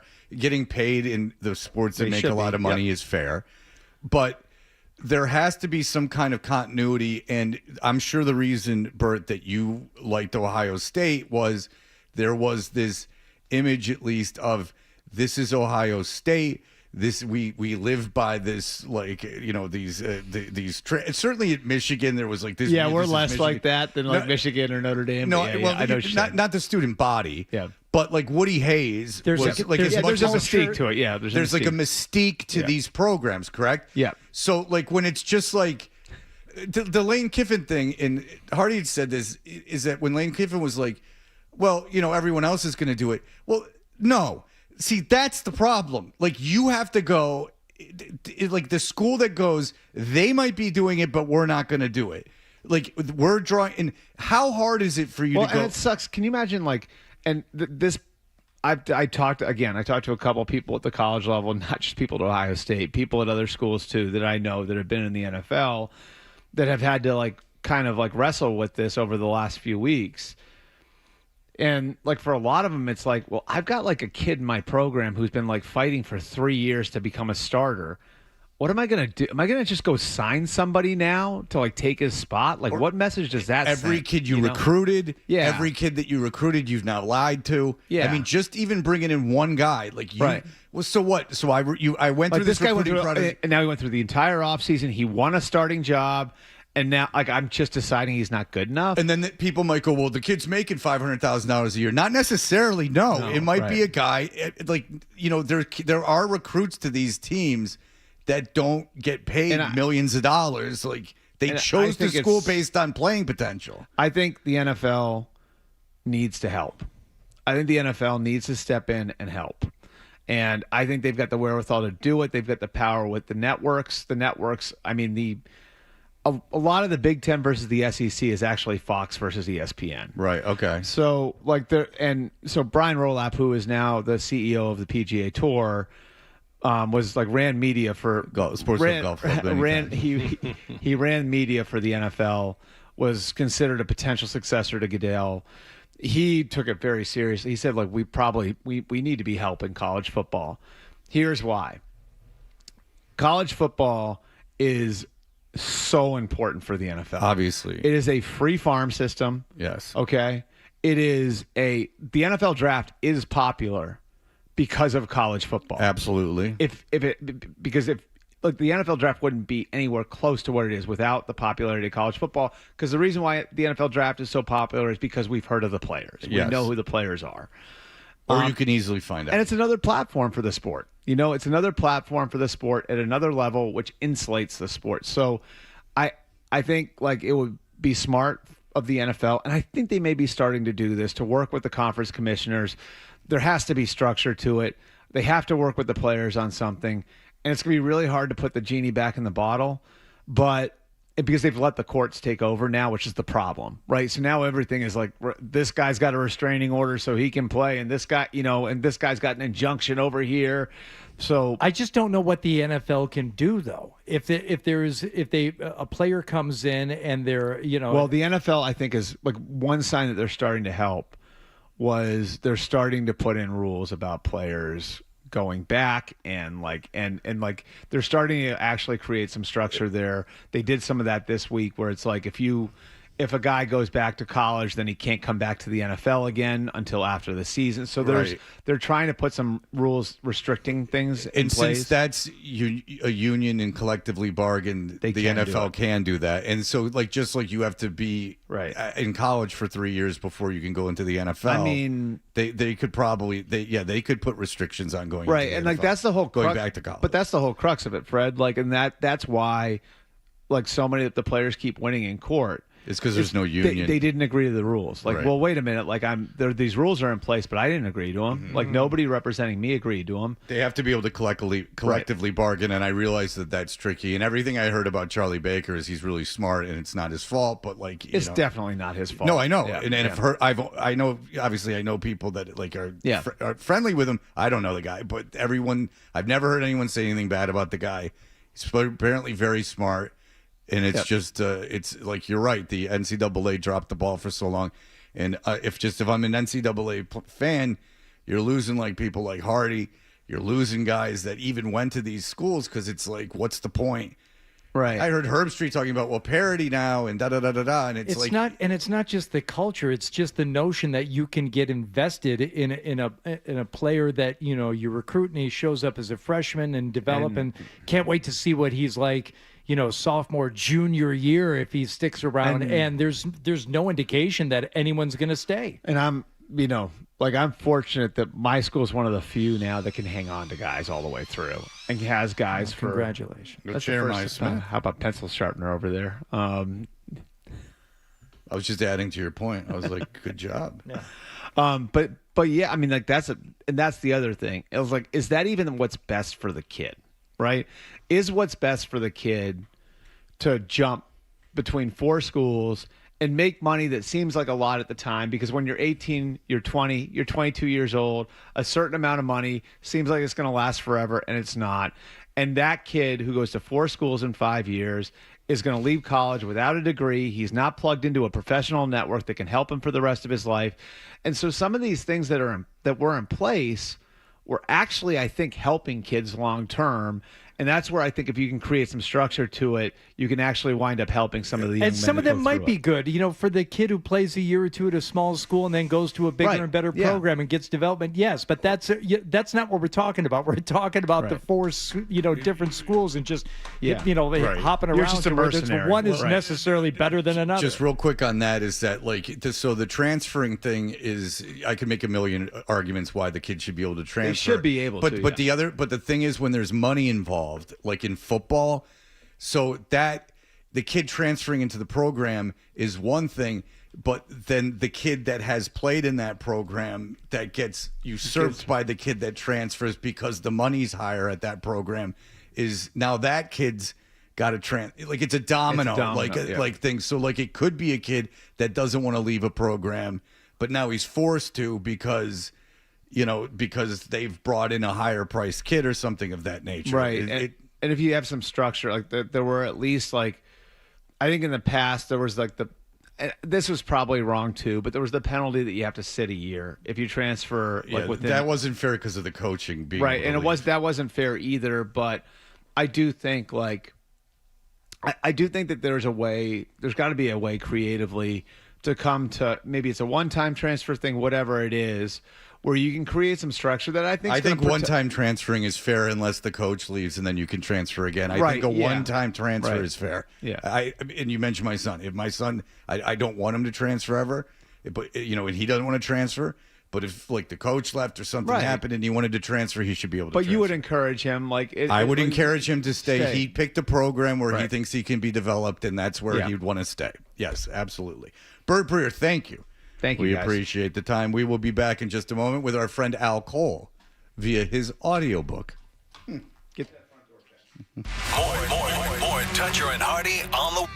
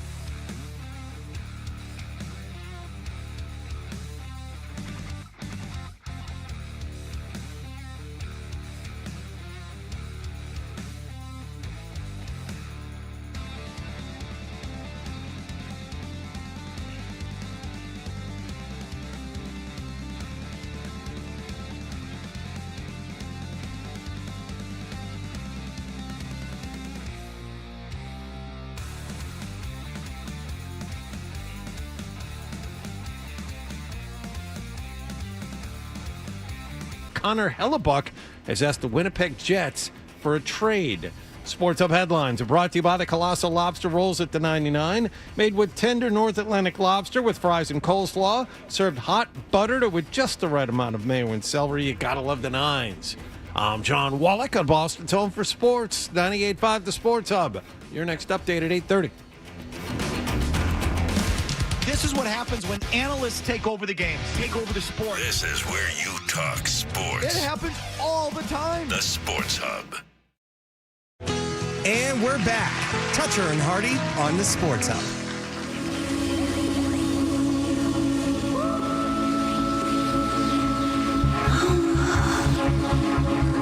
Oh, baby, I just can't get you out of my head. Oh, baby. You know, I even dream about you. But will I ever find a way to get next to you, lady? Come on, take my soul. Come on, darling. Could you take my bed? Come on, baby. Honey, take my Hey, baby, yeah.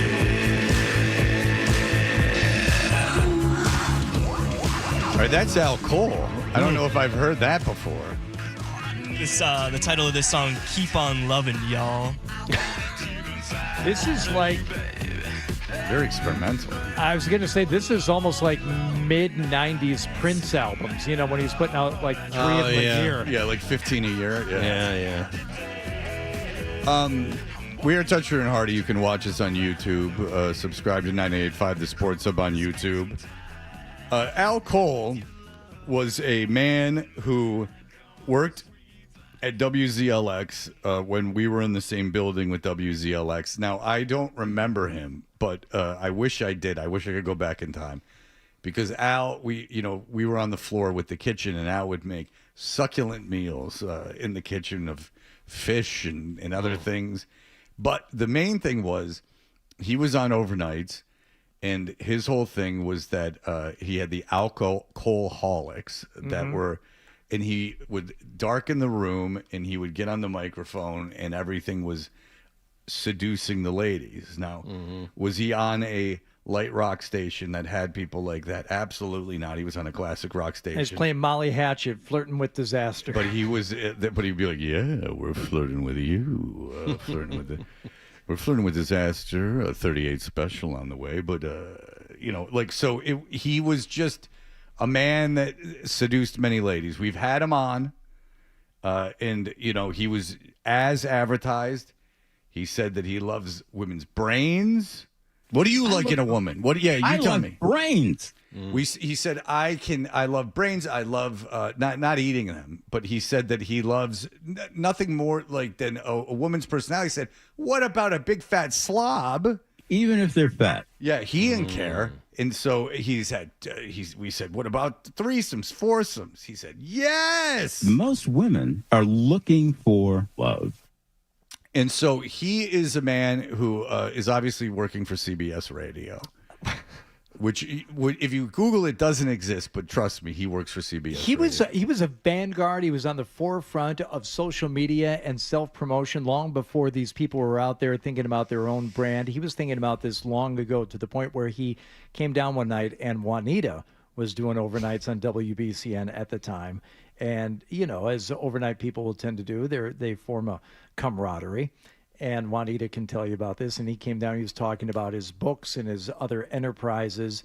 And she said, well, that's great, Al. You should, say that, like on the air, just to talk about your book, or, talk about people getting in touch with you. And Juanita told me this after the fact. He said, oh, that's a really good idea. But you think that'd be okay? I'm gonna meet with Mark Hannon and see how he feels about this. And I said, absolutely. Go see the general manager about the content of your breaks in the overnight. Yeah, something he's probably ignorant of. Maybe keep that under the radar. Yeah, there you go. But Al has got a book, and there are excerpts of it that he has put online. Yes. And Brian, what is the book called? I have it right here. It's... One moment. Okay. It is Cynthanella, Intimate Romantic Secrets of an Everyday Woman. Cynthanella? Cynthanella. The Intimate Secrets of the Everyday Woman? Yes. And he knew... Okay. This is the excerpt is titled "The Spirit of Romance." Okay. So he's telling you, like, this is ordinary women, the average woman on the street. You want to seduce her, I would take it, right? Like, you want to, but this is not like hit it and quit it. This is, really getting intimate. Cheat code for love. Yeah, I guess if you want to just brand it something cheap, a cheat code for love is good enough. Yeah, Cynthanella, Cynthanella, Intimate Romantic Secrets of an Everyday Woman, narrated by who else? Al Cole himself. Can someone take the time to define Cynthanella for me, or like if that's a made-up word? I'll try. It could be a made-up word.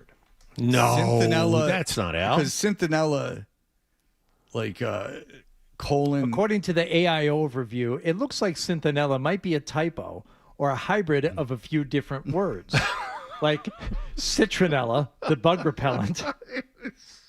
Which is pretty on brand, I think. Well, it would be. Hang on a second. If using a bug repellent for a book about seducing women doesn't seem. You're looking to repel bugs while getting women. Cynthiana, blending the Greek name Cynthia from Mount Cynthus. Okay, fair enough. It's not a word. And scintilla, a very small amount. Yeah. You only need a small amount of bug repellent. Okay, well, very good. It's put it this way. It's not a word. Maybe he explains it, but here's Al Cole with his Book of Love. Oh, they say that the truest expression of human intensity are the words, "Oh my God." Then so be it. Oh my God, she could still remember what it was like the first time that she went out with the man of her dreams. The first time that he embraced her. The very first time that he kissed her. The first time that his mouth seduced her fantasies. Oh, wow. His mouth seduced her fantasies. All right. Maybe a suffocation situation, as our boy John likes. The first time that his mouth seduced her fantasies with words. Oh, words. Words beyond words. Like a whirlpool of passion that caressed the deepest part of her feminine desire. She had met him at work as an everyday seamstress, creating the perfect man's suit. Is this a fairy tale? It doesn't sound like a help book at all. It sounds like fiction.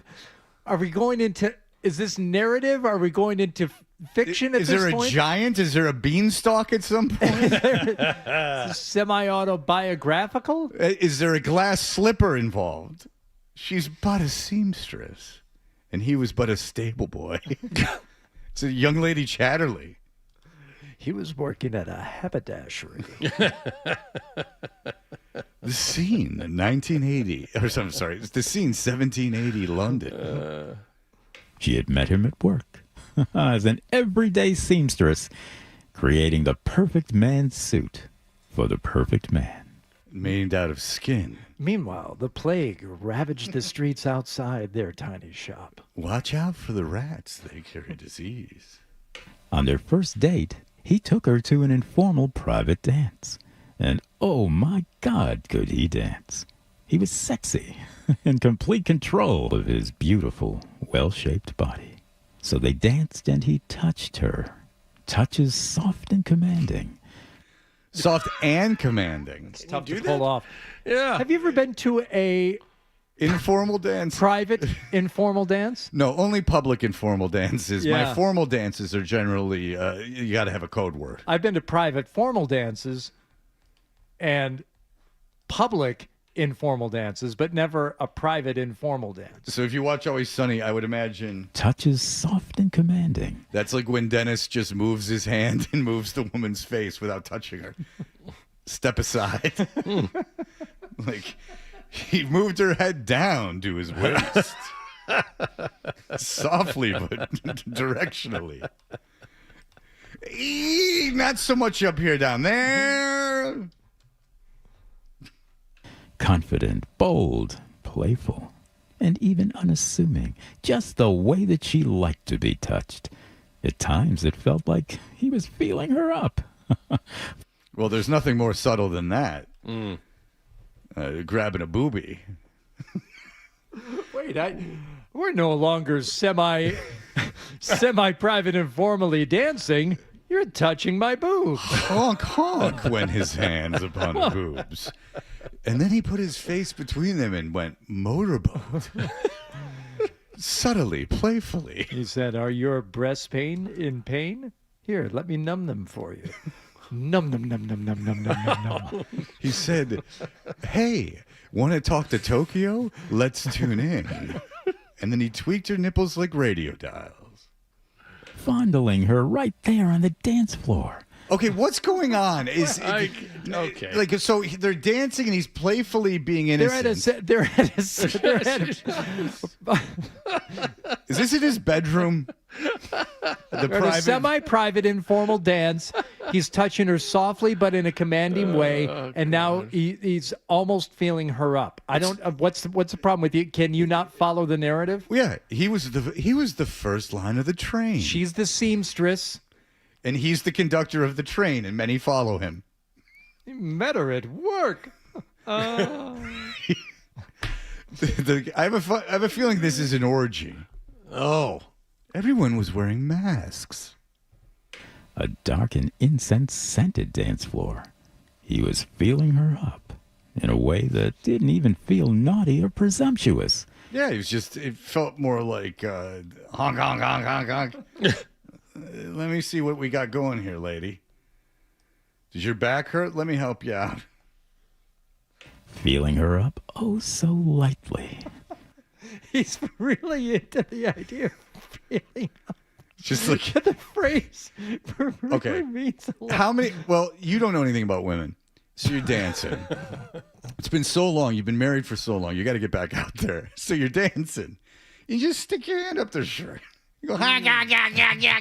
Lady with the cans and the boobs and the things. You're being both naughty and presumptuous. This is neither naughty nor presumptuous. It sounds a little bit like a Jerry Lewis movie. Like, lady with the cans and the squeeze. I haven't heard or used the phrase feeling someone up in a long time. I like it. I'm going to start using it. It's all about being consensual. You'll just be like, hey. And they're like, what? And you're like, can I feel you up? Right. And they're like, sure. And then you just, let's see what's doing. In a way that her womanly vanity could easily handle, and that the red-hot woman in her subconsciously and shamelessly urged on, and she had to admit silently to herself that his light-hearted stroking, well, it got to her comfort zone. Wait, now what is he stroking? Well, she's There are many erogenous zones. There are many comfort zones. But methinks maybe this has gone from a feeling up situation to now we've rounded second base. Yeah, he's stroking something. You look. Perhaps there was a surprise in the pan. This gentleman looks over to his right. Now he's going to see the left fielder. He is. And then he realized he was stroking the gentleman next to him, who was nude on a chair, pleasuring himself. The incense burned. Well, then she realized we were the only two people dancing. Everyone else in the room was gawking and playing with themselves. They're feeling themselves up. Being the only woman in a room full of men pleasuring themselves was a fantasy that she never thought she could experience. Al is something else, man. He knows what ladies like, and that's for sure. They like getting felt up. It made her feel as if she were floating on a soft, billowy waterbed. Now that's classy. That's more. Can a waterbed be billowy? On a big sure. grass waterbed. Yeah. Waterbed. Bitch, I'm going to take you on this waterbed. Are we in 1991? When does this story take place? And it was in the back of a van. He didn't even get the waterbed on sale, which is tough to do. They don't make them anymore. And his sensual touches were keeping her very, very well afloat. Yeah, she was. I get it. Yeah. He got her going pretty good. Yeah. He could tell she liked it. Or she urinated.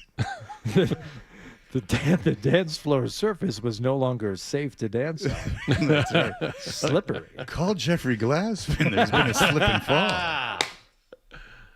But even then, she wasn't quite aware of what was really rushing through her, the lingering passion that was still to come. She only knew that this charming, flirtatious man was getting under her skin. Ooh, this teased her, wooed her, cooed her. And unconsciously, well, so very unconsciously, made her yearn for more, for much, much more. Then suddenly, they were in each other's arms, alone and with others, in the very last dance. Oh. Yeah, that's the big part, with others. Young, innocent Ryan asked me ahead of time if we could say the phrase, he wooed her cooter. And I said, well, we can, but that's not what he said. No, he wooed her and and her. cooed her. Like he's cooing. yes. He's cooing So- to her. Yes. Ryan, Yeah, you right. get that UMass Amherst degree out. Learn some vocabulary here. Take it. Maybe you could study under the tutelage of Al for a while. In the very last dance. Oh, my God. A last dance and a social, sensual hug. A hug, it turned out, that would last a lifetime. And forcefully, oh, so erotically. A lifetime hug that would seal each of their inevitable, obsessive, coming fate. Yeah, they die. That's the twist. It's Lost me a little bit at the end. yeah. There's a lot of forceful. There's forceful hugging? Yeah, man. I don't know. He had a boner. What is this? You can tell I like him on the count of the hug. Yeah. So there is also some poetry. Oh. Now, All right, wait, it's we don't not have an Al's. time. It's not an Al's voice. is the No. problem. Well, let's look. I like this a lot, so maybe we hold on to the poetry for another day. Sure. It's 24 after, so let's take a break, and I would like to have Al on again, please, to talk about this. I love Al Cole. He's got a lot going on. Just I really do envy someone he's like I got some time. Let's start John Smythe's down and getting him out there. Uh-huh. Yeah. All right. I would like to talk to Al again. This interests But me why? a great deal because Al of what I just heard. Well, maybe. If you're not following me on how intriguing this is, then we're on we're on different wavelengths because this to me I like. All right. We'll be. Yeah. All right, Al. We'll be back in just a moment. There is a hidden hero walking among us, helping people that we root for. And we will explain in just a moment. Tetcher and Hardy.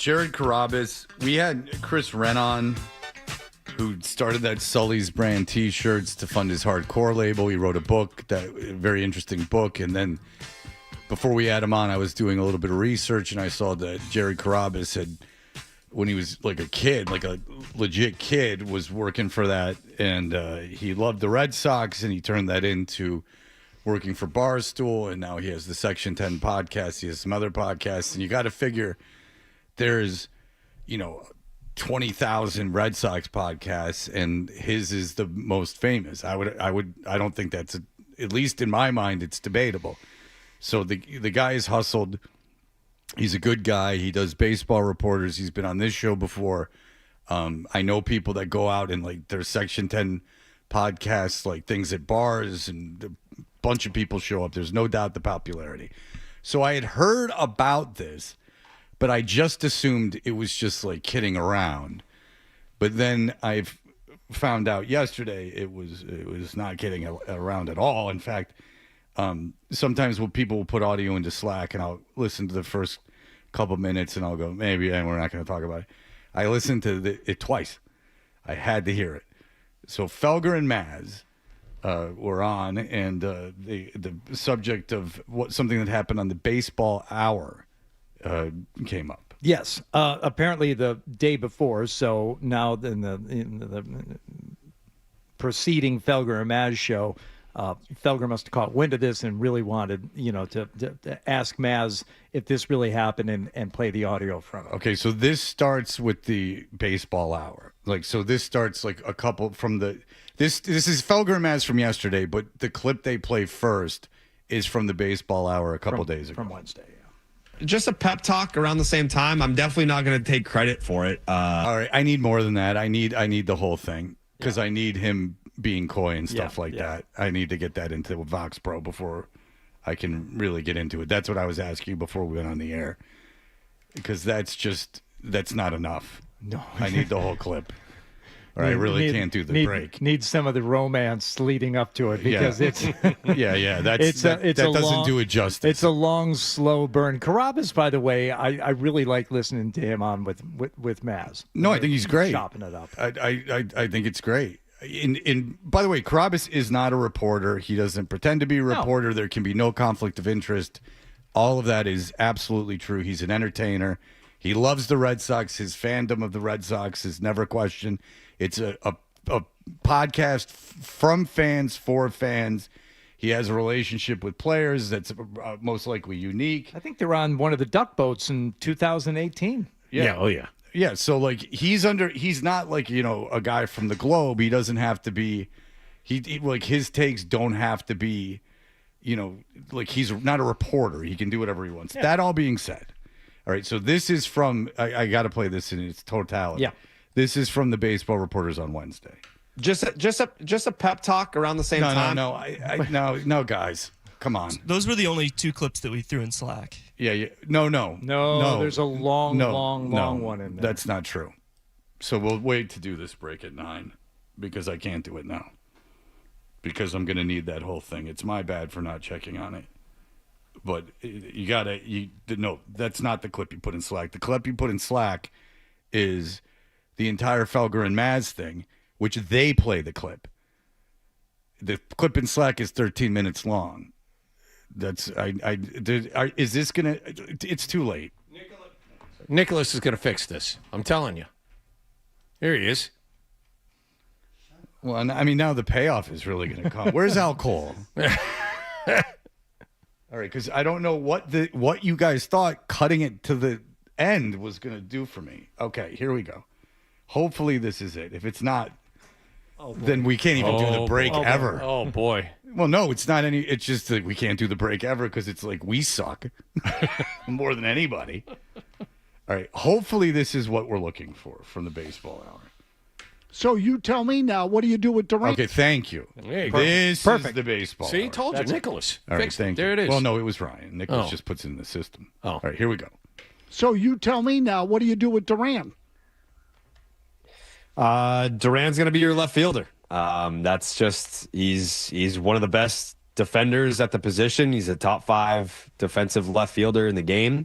And yeah, it's been since that. Remember the Wilson Contreras. I hear you on your theory and all that, but since that Wilson Contreras dust up against the Athletics, Yeah, I know. he's hitting in Sacramento. Yeah, you remember there was the thing where he was bitching about the not Contreras not taking off from third base. Looking back at third base. Right. Yeah. Which Al Cole says just get to on the dance floor. Yeah. Yep, he's hitting 274, 330 on base, 524 slug. It's an 853 OPS. So it's 92 plate appearances over 23 games. Okay, so since that time, he's been a much, much better player. So do you think you connect the two? You think there was some sort of, cause and effect there that happened, for lack of a better description? Yeah.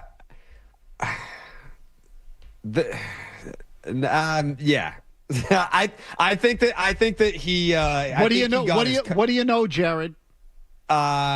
It's nothing. I don't want to pat myself on the back. All right, so they end it there, and now I can get into this. This is Felger and Maz from yesterday. And when I first listened to this, I thought Maz knew what he was going to say, but I think Maz really thought he was saying, there's some cause and effect to what happened in Sacramento and Duran playing better. Like something that happened on the field.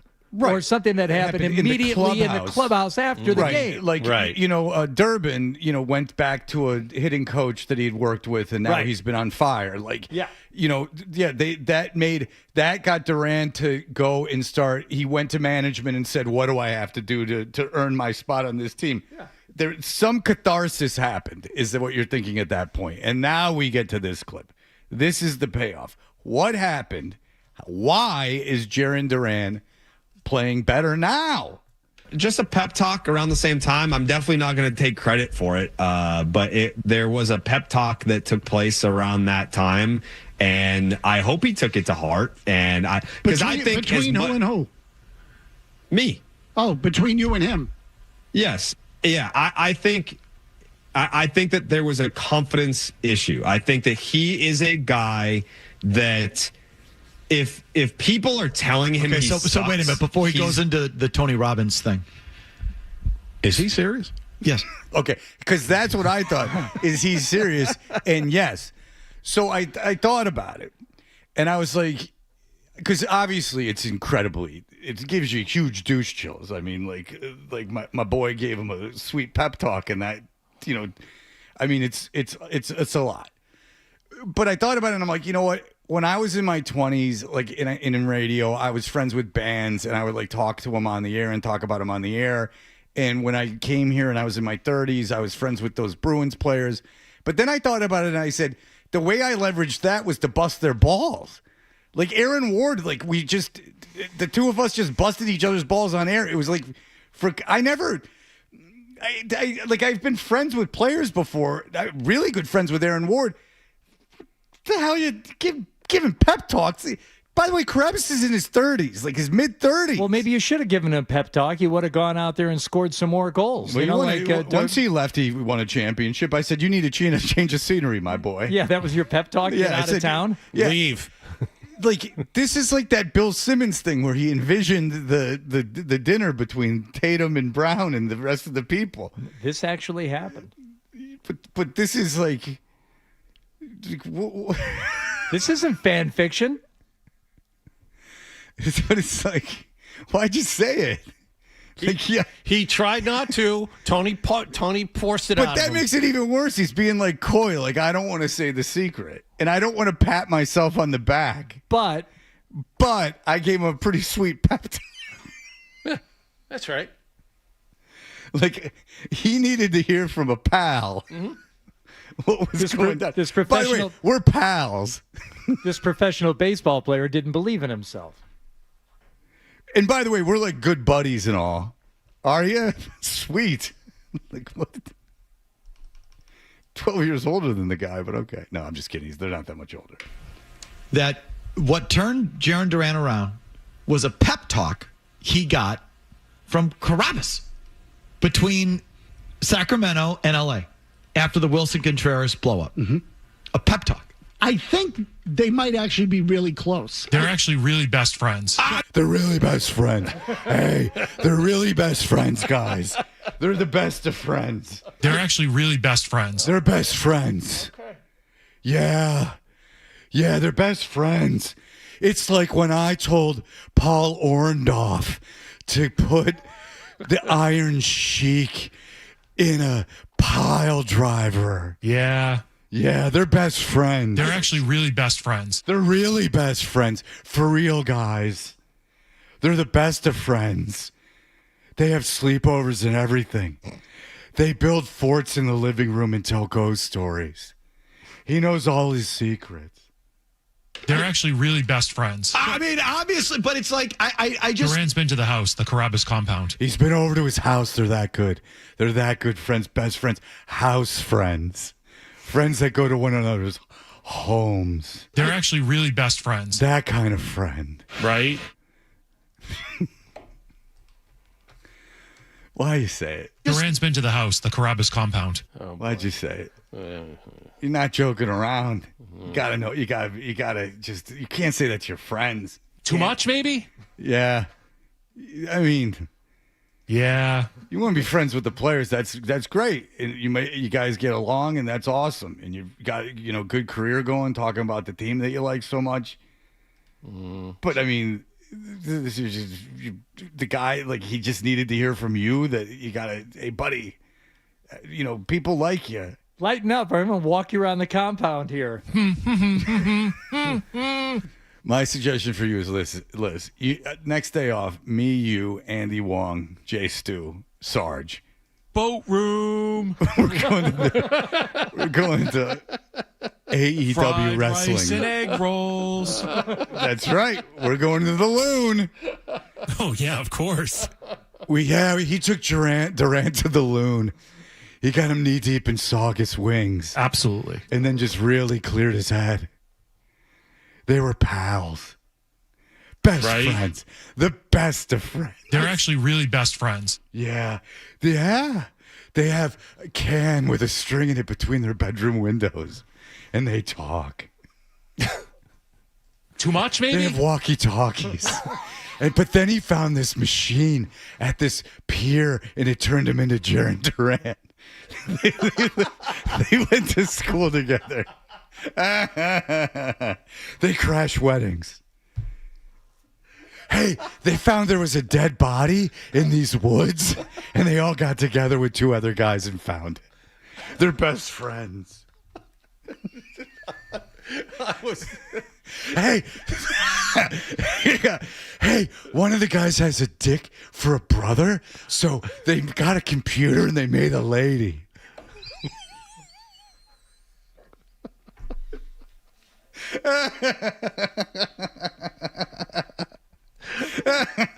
They're actually really best friends. Yeah, they started a club for babysitters.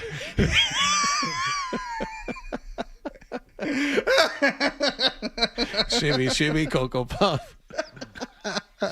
Yeah. Oh, boy. Oh, man.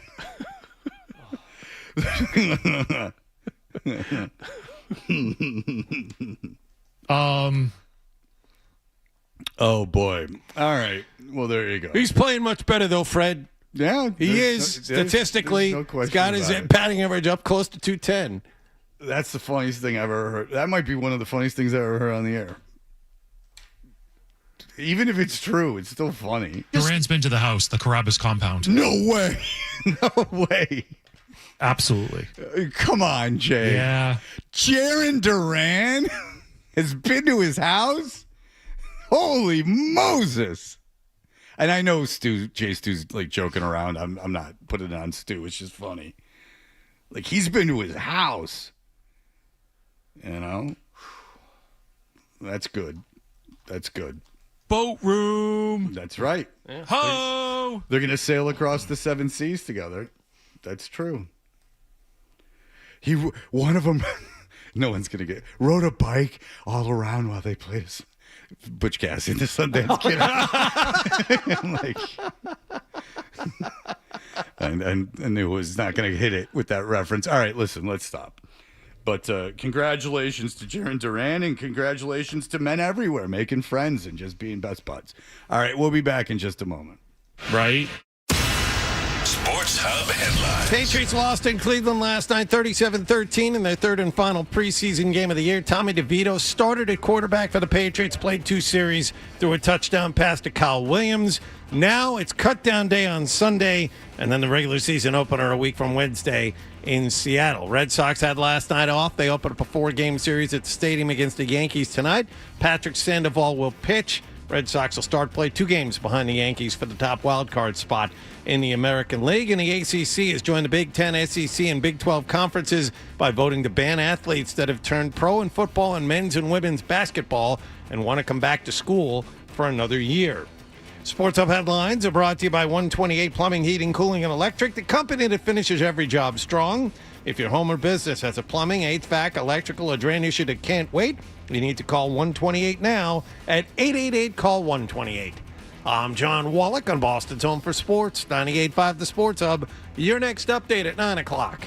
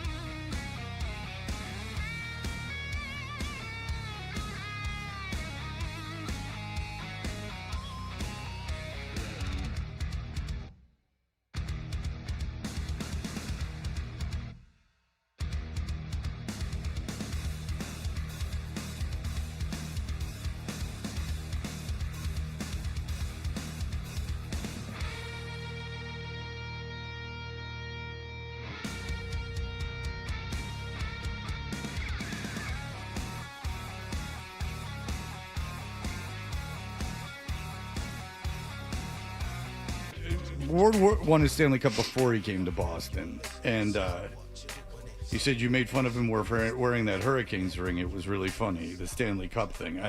Ward, because I was friends with Ward, and that was the thing is he would come on the air, and the value of being friends with him is that like you could we could bust each other's balls, and you could tell that we liked each other. Like I found that to be the value of the friendship. I mean, I did give him several hints on how to play hockey, because I never played. Yeah, right.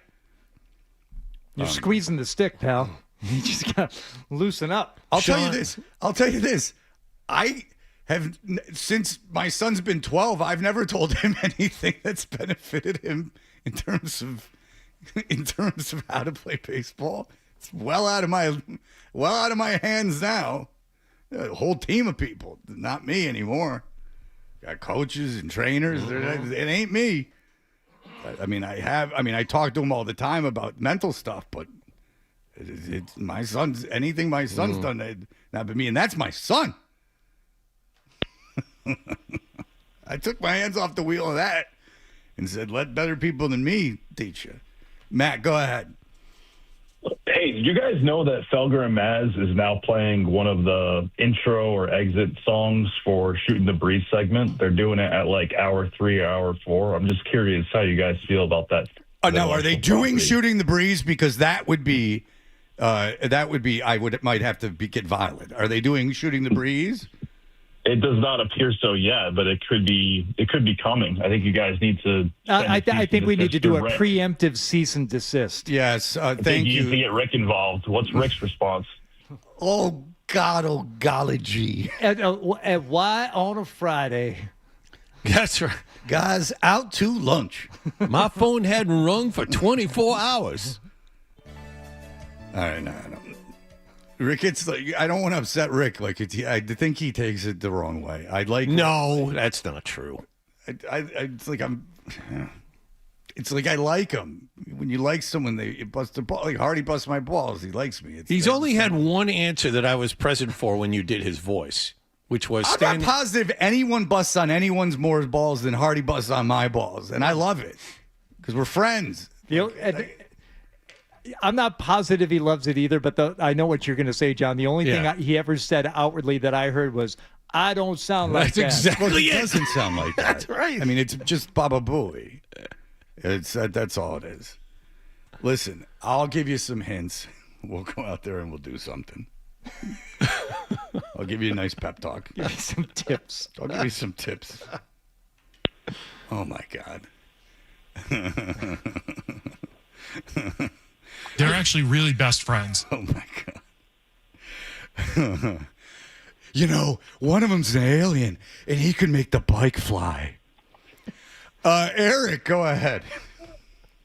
Hey, guys. Speaking of best friends, I just wanted to shout out one of yours, Esoteric, with the new Czarface album today. So I just wanted to... That's the one with Tom Hardy on it?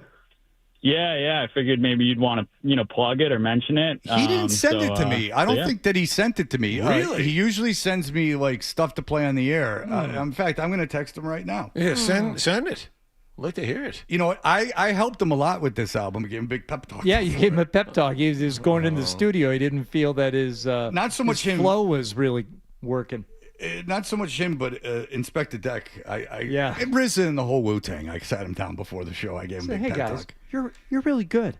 I said, listen, don't listen to the audience. You're still not no one to F with. Wu-Tang will always be that. They're like, I don't know. I'm like, you're the Killer Bees. All right, let's break and let me text Esoteric. I don't know why I still talk to him. I don't know why he didn't send me the album. All right, we'll be back in just a moment. You're listening to Toucher and Hardy on the Sports Hub. Hey, it's Wallach. Football's almost...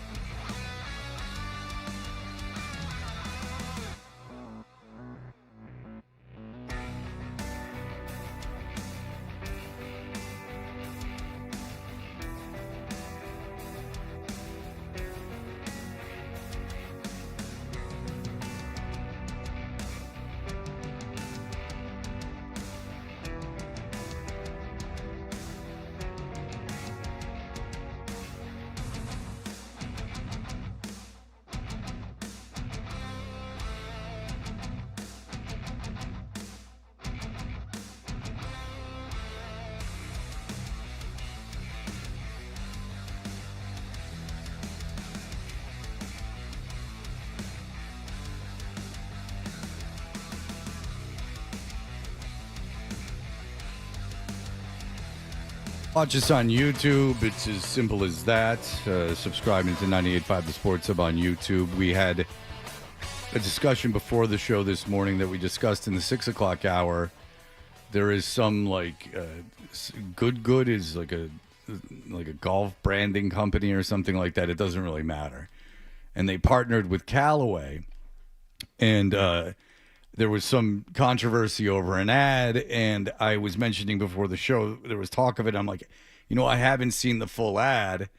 All I see is like CNN or like whatever comes up when you Google it, like talking about the ad and just a guy tackling a woman. So what happens is this woman golfer, she pulls a driver out of the bag of Callaway, and the guy runs and he tackles her. And then he stands over her, and she's smiling. She's not hurt, I guess they're trying to tell you. And he smiles at her, and he says, "Don't touch my driver." And I said, okay, I haven't seen the ad. What is the context of that? Like, why is that? It's obviously, I guess, supposed to be funny, right? Because I don't think they're like, hey, start tackling women. So there's a joke. What's the joke? So Mark, who's our intern, how old are you, Mark? How old is he? You're 21? So he's 21. He's a good guy. And I like that he was vocal. By the way, I like that you were vocal. Please be vocal. You're helping me today, actually. And so Mark is like, and then Nick, who's no youngster, he's 40. They start going, it's about this movie Obsession. And I go, okay, but there's no way. Let me go through the whole argument. So I go, there's no way like Obsession was that big a deal. They're like, it made a lot of money. And I go, okay, but it's not something that everyone knows. But now I'm like, am I just like an old guy that doesn't know about it? I look, Obsession's made $270 million. I go, that's a lot of money, but it's kind of my point. Like, what is it? Okay, so say it is something funny from a movie that everyone knows. It's not a comedy, but I'm like, what is it? And they're like, well, it's something from Obsession. And then Nick goes, well, the story is about a guy who, wishes for a girl to like be obsessed with him. And I go, I know that movie. It's this nerdy guy. He wishes for a hot girl to be obsessed with him. He goes, yeah. So in the movie, the guy who has made the wish is in the car with another girl, and they're driving, and he's complaining to the woman about how this girl's obsessed with him. And wouldn't you know it, the obsessed girl comes out, breaks the car window, and murders the woman in the next seat. And I go, okay. In Philadelphia, Tom Hanks makes a very compelling speech about discrimination against people with AIDS. What does that have to do with the commercial? The two don't have anything to do with each other. There's a lot of movies where people are murdered. I don't understand what that has to do with a lady pulling a driver. And by the way, it's a guy hitting a woman. So my point remains, I still don't understand what it has to do with the movie Obsession. You've found, after sleuthing for 4 hours. Well, the creators of the commercial have explained it, and I think this will be to your satisfaction, Fred. The ad was meant to show a character becoming possessed or overly obsessed with the co-branded Callaway / Good driver, reacting aggressively to stop anyone else from touching it. Hence the connection to the movie Obsession. Now do you see? So we're dealing with a movie that 1% of the population has seen, which is a lot for a movie. And you're supposed to know about the movie, A. Yes. And then B, you're supposed to make the leap that in that fraction of a commercial that the guy is obsessed with the driver, Yes. and that the lady touches it and then he tackles her. Yes. Now, Mark knew about this even though he hadn't seen the movie. Nick knew about it because he has seen the movie, and he's also young at heart, and he and Mark have developed a bit of a kinship back there. They're actually really best friends. So they have kind of, and that's why they supported each other in the heated pre-show meeting. Yeah. By the way, that's another twist. Thank you for reminding me. Mark's never seen Obsession, the movie that he was making the argument that everyone's seen. Mark has not seen it. Mark, did you know that was the connection to the commercial before you read it? No, he never saw Obsession. His mic's not on. You guys are cooking back there today. I didn't see the movie, but I saw the video that the creators like put on their IG, and it was like this was supposed to be a skit about Obsession. So you saw the explanation of why they made it. Yeah. Okay. So you realize that you as a viewer didn't get that it was from the movie No. Obsession. Okay, so you see my point. Yeah. You made me feel old and a little bit out of touch, and then I found myself reeling and defending myself for nothing. And by the way, that was good. Nick actually answered the phone while Mark was talking on the mic about Look his at hat. that. That's A cooking with well-oiled gas. machine is what that is. I got to give credit where credit is due. That happened. All right. So that is the definition of that. How much of the game did you watch last night, Jonathan? First half. Okay, so I saw the second half. Why? Of all things. That's the important half to watch in the third preseason. We game. had Christopher Price on. I said, when do the guys that don't make the roster, when do they play? After halftime, he said. Yes. So that's the half that you saw. Yes, I was. I liked how fast the quarterback from Cleveland was. I was enjoying that. Now, was I locked in, Jonathan? Was it the only I'm thing? going to say hopefully not. Was it the only thing I was concentrating Good on Lord. yesterday? The answer to that question right. would be no. Yeah. Mike, go ahead. Hey guys, I would love to go on a rant about the youths of today. See, when we were a kid, like you would know the neighbor from Step by Step or some random, because there was 30 channels, so everyone knew everything in in the movies and everything. Now there's a billion things to watch. So when something goes viral, the youth think everyone knows about it, where a lot of people don't know anything about it. Like I'll point out the cop slide on the tours, and half the people act like they're looking at Elvis, the other half don't even know what I'm talking about. Oh. You know, so it's like now with the internet, there's so many things that people that think everyone knows something, no one knows it. But back when we were kids, everyone knew everything. You know? So I gave grace to that. Like if it was something, now I was willing to go, okay, this is branding to a very specific audience. If it's something funny. Like, for instance, if it was Dr. Steve Brule, 20 years ago, and it was like, someone, we made the I think you should leave reference. It was like someone going, give me that, like on the driving range. And he's like, give me that. I'm just joking. Like, he keeps hitting the ball, and he's like, I'm not going to give it back. And then the guy's like, can you give it back? And he goes, I'm just joking. Whatever. If it was like some inside thing dedicated to like a specific group, and it's like an inside joke, yeah, okay, that's good marketing. That's how you market something. You're trying to get Callaway clubs into the hands of people that you traditionally market to. I understand that completely. Where I got lost was this obsession thing, which, by the way, is a horror movie, and so it's based on this horror movie, and I'm like, but how is this comedic? I still don't get like the inside joke. There's a great value to an inside joke, and there's almost like a sticking it to the man to an inside joke. Like, look at all these like losers that don't get it. This is not such a thing. It doesn't resonate, and it didn't work. And even if there wasn't the offensive thing, that where people have been offended by, and the, saying it's somehow glorifying or somehow endorsing any kind of domestic violence, it doesn't really land anyway. So, yeah. It's not the domestic violence thing, but it's ill-conceived from start to finish. But if there's no. Like, if it's not like the greatest crime to humanity. I'm not talking about like people going into jail. I'm talking about the effectiveness of an ad. And if the ad is you're tackling a lady, there has to be some sort of joke behind it. And the joke does not land. I still don't get the joke. It's not. Hey, it's just Three Stooges nonsense, except they didn't tackle women. It's They tackled each other. It's Lego My Ego, just taken a little too far. It's like the comedic equivalent of slipping on a banana peel, but it's a guy hurting a lady. Like, if you're going to tackle a lady, there has to be... She's not an old lady either. It's not like ludicrous, right? Like, if it was like the Where's the Beef lady, and then some guy comes in, it's an obvious fake tackle. Like, no one's tackling an 80-year-old woman. At least there's like some sort of idea of comedy to it.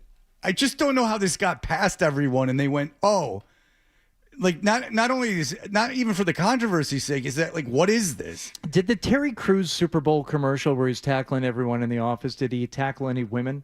Terry Tate, yes. Terry Tate, excuse me. Tate, office linebacker. I Yes. think he did. Okay, so the premise of that though is there would never be an office linebacker, and that he is doing this thing. Right. Yeah. Right. So the only that thing I is the can think comedy of, it. remember those Snickers commercials with Betty White?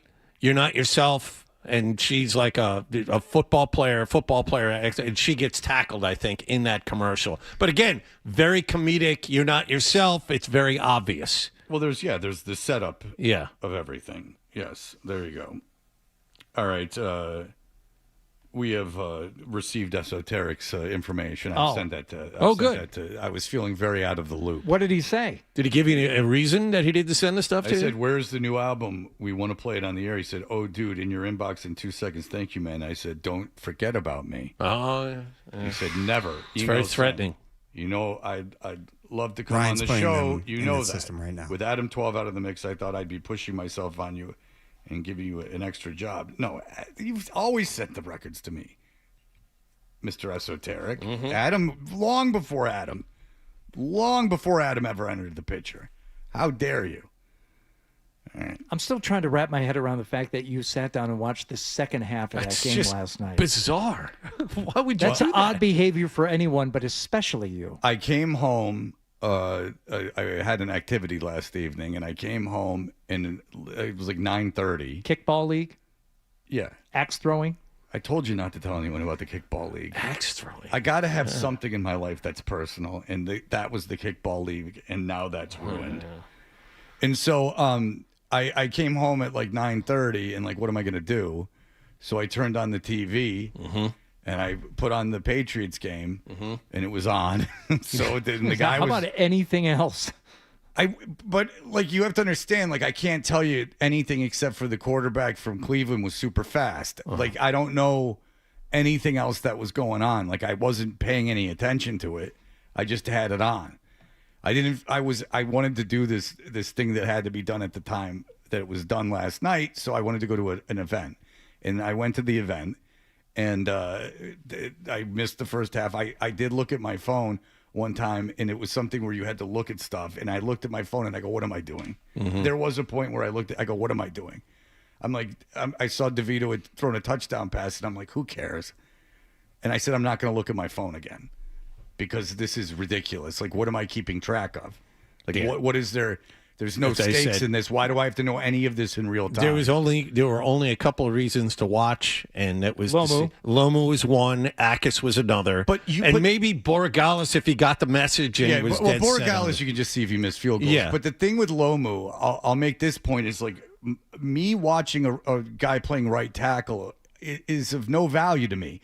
Like it's not like I'm going to sit there and break down his specific play. Like if he got blown away all the time, That's the reason to watch, to see if he, Right. because when he played right tackle in game one, he wasn't very good. He was better playing left tackle in game two. They flipped him back to the other side last night, and he was all right. Well, and Christopher Price said, there's a battle for third string running back. I can wrap my head around the running back position. I can see when they get the ball the way they run. Yeah. And I got nothing out of that either because nothing happened. And on defense, Akis is still a little ways off. He's not getting to the quarterback at all. And I'm not saying he won't. I'm not saying he won't be a good player, but it's not right now. Are they And lining regular him- season's right around the corner. Are they lining them up all over the place? They lined them up both on the left and right Okay. side last night. So- But over the left tackle, that's different. They flipped him in the second quarter. Okay. He didn't play in the second half, obviously, but he made some headway that way. He looked more comfortable that way. But no quarterback hits, no tackles last night against backups. So the problem because I've watched David Bailey this preseason, and the problem with the defensive lineman is, I don't know if you found this last night, is that depending on how exotic they get with the defense, and it's really not that exotic, it's just moving pieces around the defensive line, you don't know where they're lined up necessarily when the play goes off. First of all, they're a rookie. You're not familiar with the number. The cameras aren't the same. It's all garbage. So, look, my analysis of a preseason NFL game is not going to do anyone any good.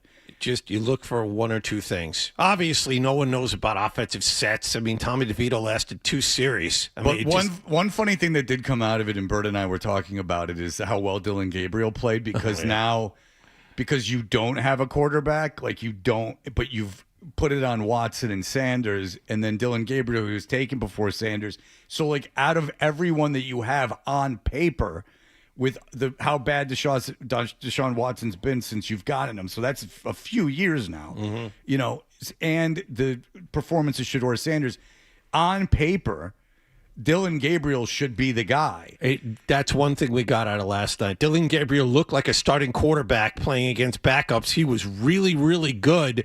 And we had Bert here. We talked about Shedeur Sanders. Nothing's changed since the draft. He fell into the 5th round for a reason. Most evaluators still don't see him as a starting quarterback or would want to trade for him. Bert said without saying that the players don't want him starting, which is surprising if you listen to the media. And then there was the Jerry Jeudy thing where he's, for whatever reason, live streaming from his car. Again, I don't know, like, what you need. Like, what... Dude, you have like tens of thousands of people like cheering for you. They cheer for you at practice. I don't know what the need to get like people in real time liking what you're saying. And he puts up the number 4, and 4 is Watson's number. And so they're everyone's saying that you want Watson to play quarterback, and he had to get up, whether he meant it or not, which he says he didn't. He had to get up at a press conference and explain why he put the number 4 up. But why do you have to be in the car on the streaming himself? It's branding. It's not, though, because no one sees it unless something like that happens. And then you got to get in front of media where people are going to see it and stand up. No one ever pulls anything and goes, Jerry Jeudy had this really good take on the Middle East. Like, you got to hear it. Like It was poignant. It was spot on. Like, he's got a lot. And that might not be fair, but it's true.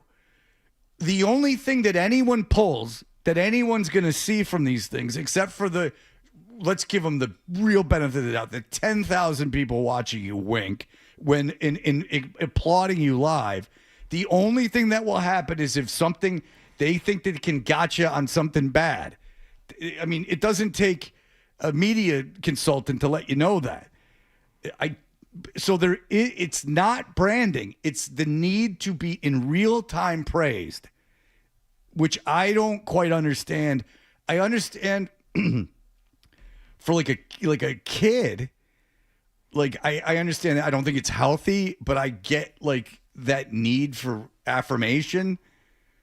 But you have nothing but people praising you. You play in a cathedral to tens of thousands of people wearing your jersey and worshiping you. Why in your car? You just were at a practice that were probably people at. Why in your car?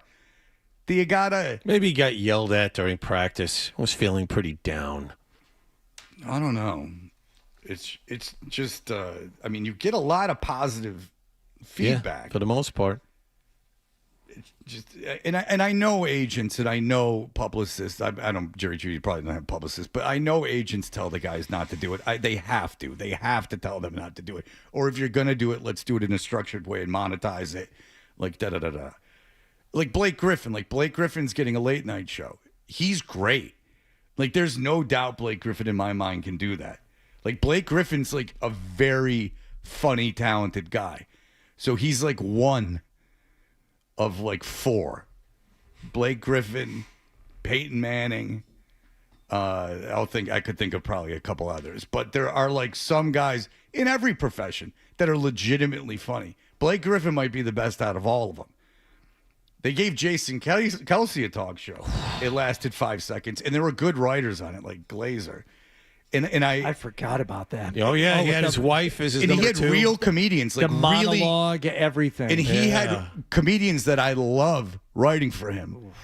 But I don't know who's in charge of these networks. And if Blake Griffin was willing to do it, how could you look at Jason Kelsey and Blake Griffin and choose Jason Kelsey? It's like looking at the 4 hicks that did comedy and taking Bill Engvall. What was the name of that tour? The 4 of them? The Rednecks of Comedy or something like that? I don't know. But Engvall was like, none of them were great. But Foxworthy was on that, right? Foxworthy and Ron White and Larry the Cable Guy and Bill Engvall. But Bill Engvall was like the ugly guy in in any boy band. By the way, Kylie Kelsey's still banging out those podcasts on her Not Gonna Lie podcast network. But She holds nothing back. She's not lying the about Kelsey anything. brothers are Completely actually authentic. Kelsey brothers are actually getting some really good guests for their podcast.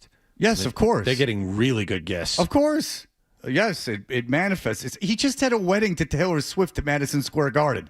Yeah, that's going to work. People, now is it good? Probably not, but people are going to certainly A lot of laughing. poke their heads in. That's it. All they do is laugh a lot. He married Taylor Swift. Yeah. He's fine on the internet. He'll be good.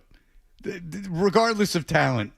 Yes, I could see someone going on the guy who just married Taylor Swift's podcast. That I understand.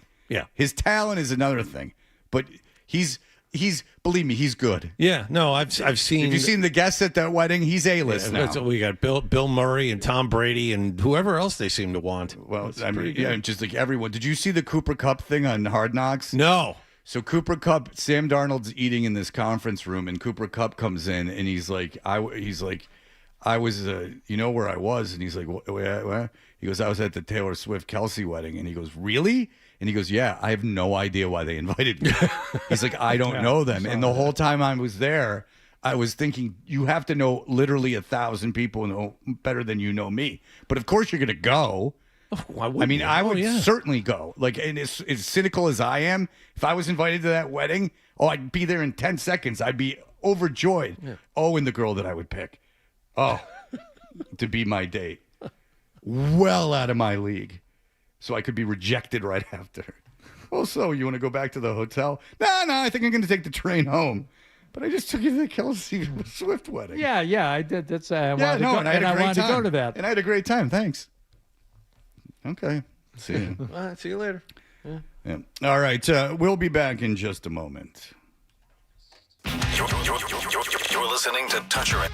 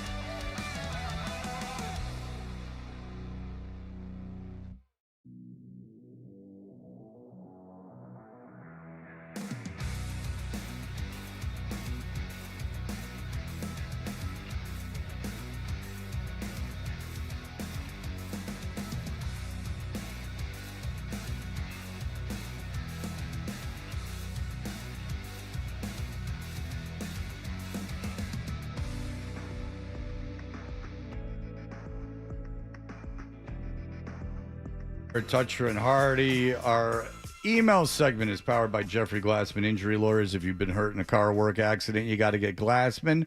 Don't just send an email. Call all sevens at 617-777-7777 or visit gottagetglassman.com. We got a lot of emails today. Today was good for emails. It was. But one just out of nowhere, Tyler Campbell says, seeing Frank Caliendo tonight in Providence. Thoughts? I have zero clue on how he will be in a stand-up format, but he's a legend, and it's an easy ticket from the Comedy Connection in Providence, and it's a cool club. I've never seen Frank Caliendo do stand-up. Neither have I. Caliendo's great on the radio. He's a masterful impressionist, even though my Jim Rome he is acquiesced is better than his. I would think just to like witness him doing it live, it may not be the funniest stand-up you've ever seen, but I think it'd be cool to see that. Remember, he was going to get a show, and the show got it was going to be on USA, and the show got sabotaged by Major League Baseball. You remember that? Sabotage because of the promos that they were running for it? Yep. Yeah, and he came out and apologized for it afterward. He's like, I have nothing to do with that, but the fact no that one watched the show because they were so angry that every half inning there was a commercial for it. The promos were so incessant that it turned people off before it even aired. So, no, Tyler, I have no idea, but I'm guessing it's going to be a good show. That'd be my guess. There's an old Michelob beer ad where a guy completely levels a girl in the backyard like Bradley Cooper did Vince Vaughn in Wedding Crashers. They sub in a ragdoll, but whatever. That ad made me laugh. That's a reference to Wedding Crashers that I think that every man under the age of 50 saw at that time. Yes. Dave says, hopefully Carabas and Duran remain best friends and don't turn on each other like when Shawn Michaels super kicked Marty Jannetty. That was something else. That was a real deal. Okay. You know who's best friends with Hogan? America. Yeah. Until he went to the NWO, the New World Order, and he died as Fu Manchu, black and gold. Oversight about the Obsession movie. This is from James. He said, never seen it, but I sat through the trailer, and it appears that Andy Richter is in this movie. Oh. Is that true? Wow. Andy Richter. Nicholas! Is Andy Richter in the movie Obsession? Honestly, I don't remember. No, I don't think so. No, listen. It might just be another sidekick. Andy Richter loves to shake his finger on Twitter. No. That's all I know of Andy Richter now. Yeah, he's listed in the cast. Oh, boy. Apparently not a memorable performance because Nicholas saw it. That movie was like still in the theaters to where I thought it was still a somewhat new release, and you could easily get it on TV. Yeah, it's on streaming service. Oh, yeah. I think it went to, like, maybe they didn't think it was going to be that big of a hit in the theater, and they gave it to streaming really quick. And I think it cost like $750,000 to make, and it made like $500 million worldwide. Well, that's the thing, is that you make either a superhero movie for a lot of money, or you make a horror movie for very little money, and then you can get people to go. We played Al Cole earlier in the show. Oh, they say that the truest expression of human intensity are the words, "Oh my God." And he at one point said lifetime hug. And Jay says, do you think he's talking about herpes? Oh, well, maybe. Thank God our work email has a way for AI to summarize the email, because I'm too stupid to read an email and understand what's in it. So, boy, I can see why AI is taking over if it can read the email from me and tell me what's going on, because I really can't get through that text and know what's going on. The epitome of laziness. Oh, this one. Well, it's really like what's the advantage of that? Your brain is completely off. Like, you have to read something anyway. You have to read. So you just read AI telling you what it says? Yep. Yeah. If it was it's a new low. Something about the vastness of the universe, perhaps, but I think that most work emails I can kind of get through myself. Jason said, I'll try and keep this short. but Fred is right about Jonah Hill. And we were talking about Jonah Hill because Joe Lazon was on with us earlier in the week. He's in the bare knuckle fighting taking place at Fenway tomorrow night. Fred, you're going to that tomorrow night? I am. I'm going to bare knuckle boxing tomorrow night with my son and his friend. My son and a friend. Why not have a dinner? Why not go to a bare knuckle boxing match? Yeah. Jay Sal, try and keep this short. I started training in 2003.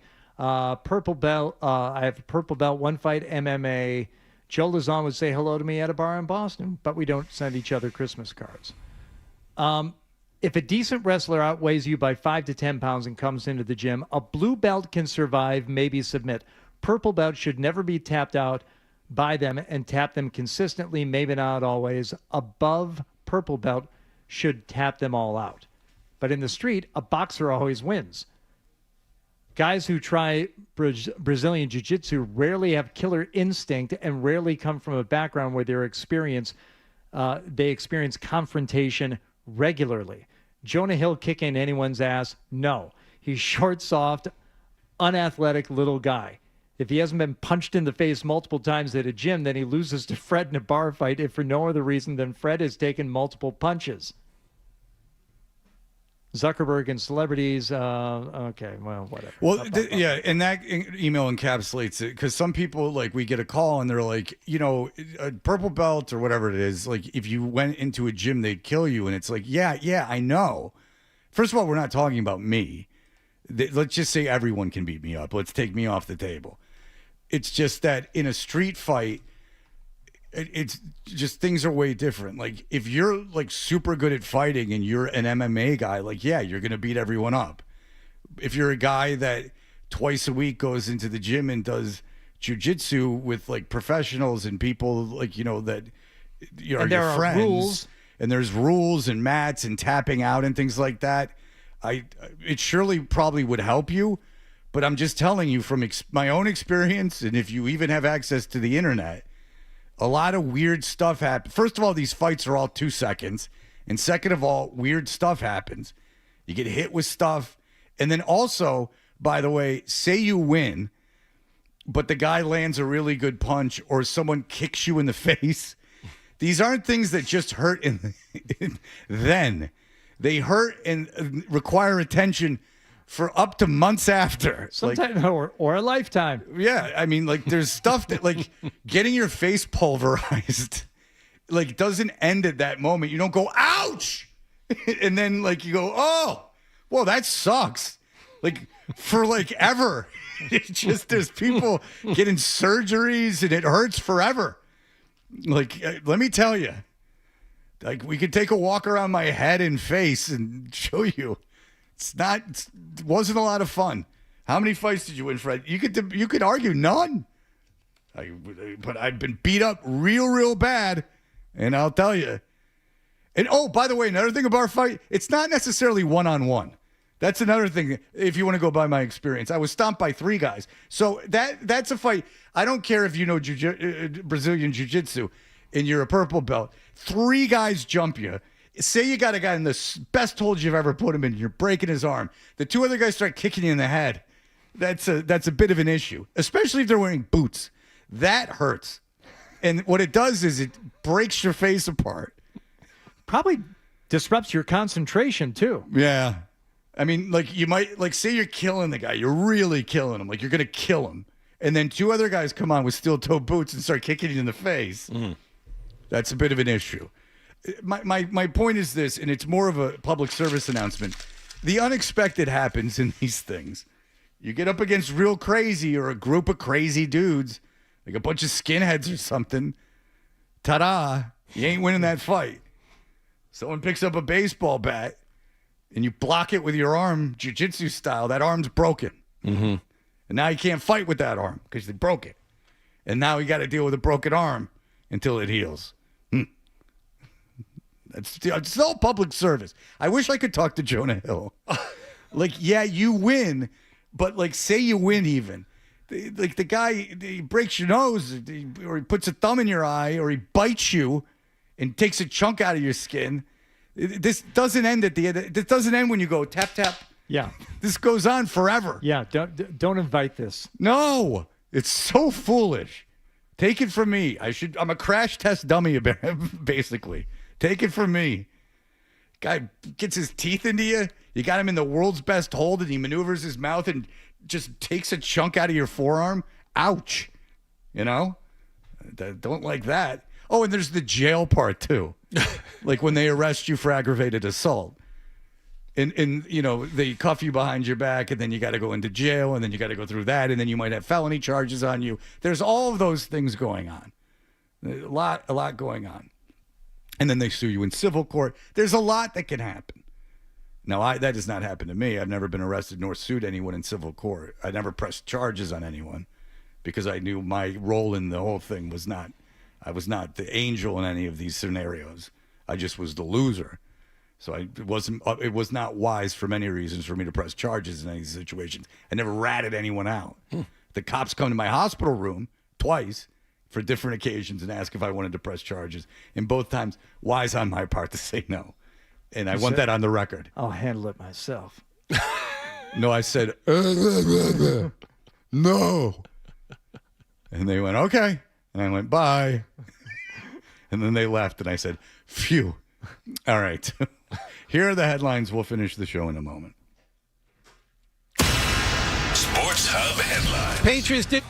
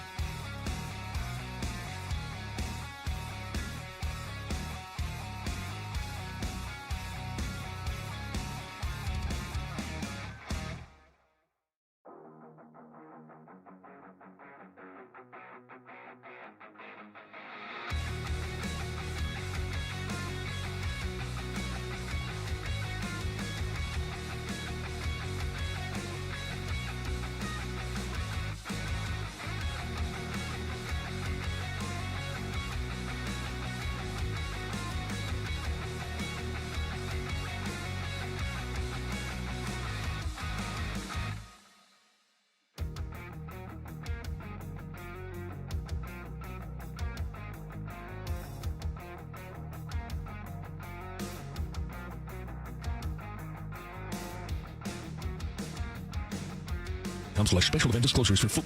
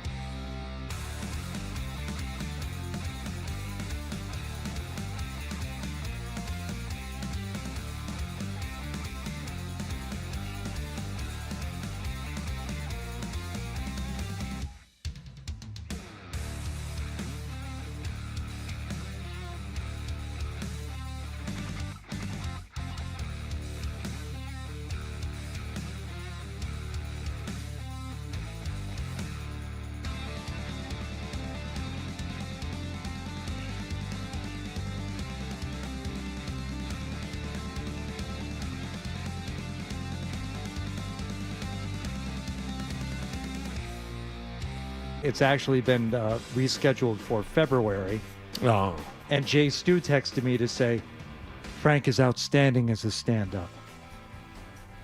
So Yeah. that answers the question if you thought or were wondering if Frank Caliendo was good. I know Providence is in Boston, but I would have liked to have had the man on. Yeah. Well, maybe in February we can. I have to start reaching out to. I haven't been good about keeping relationships with comedians. I give them a lot of advice, like before they'll do Kimmel or something. Yeah, well, you give him a pep talk. You'll remember earlier this winter I did the 90s cruise, which was followed up by the 80s cruise some weeks later. 90s cruise taking a hiatus, but the 80s cruise is back for 2027. Would you like to know who is on the 80s cruise? And this is a Am I big going one. to be able to guess, or is it going to be too hard for me? I mean, there's so many bands. Asia? No. No. There's a band that we... Can I just list some? Warrant, Stephen Percy's Rat, Slaughter. No, not that heavy. You got to think more pop and some like alternative acts that you wouldn't you'd think be too cool to do a cruise. Okay. That are still together or maybe getting back together for this. 80s acts that might be too good to do the cruise. Paul Westerberg. No, it's not a bad guess. How about Public Image Limited? Oh, Johnny Lydon is doing Have you seen what he cruise. looks like? He's real sick, and like it bloated him up real bad. Like he looks terrible. Bob Geldof and the Boomtown Rats. Oh, they suck. By the way, Live Aid was a scam. They don't like Mondays. Yeah, I've never even heard that song. I know the song. Tell me why I don't like Mondays. During the last time we spoke about, what's his name? We were talking to Night Ranger. Is Night Ranger on this trip? I got an email about this. I got an email. Night Ranger does a lot of cruises. Yes. Okay, so Night Ranger is Styx on it. No. Too big. Too big. Tesla.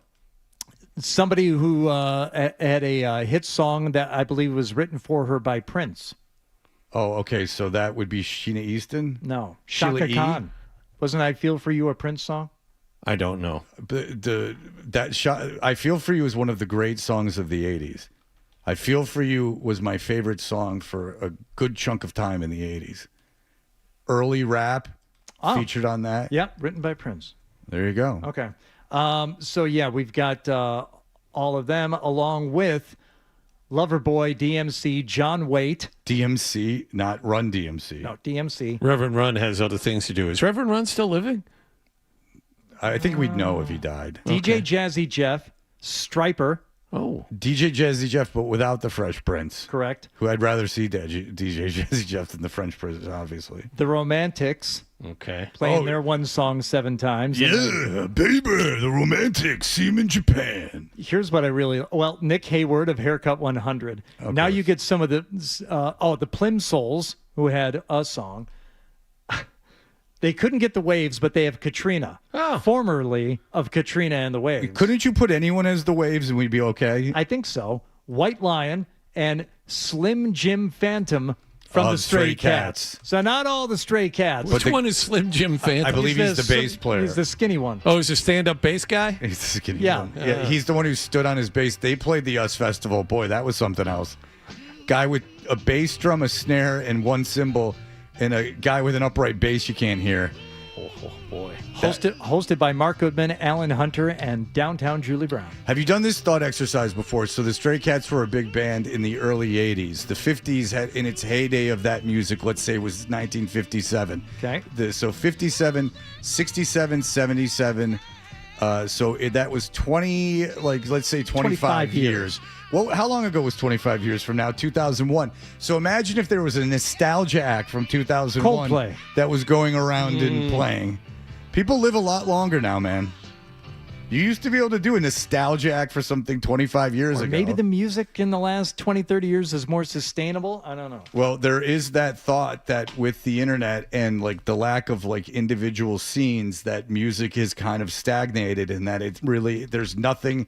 If you look at clothes, music, kind of culture, that there used to be these definitive decades, where you could tell something was in the 60s, Right. something was 70s, 80s, 90s.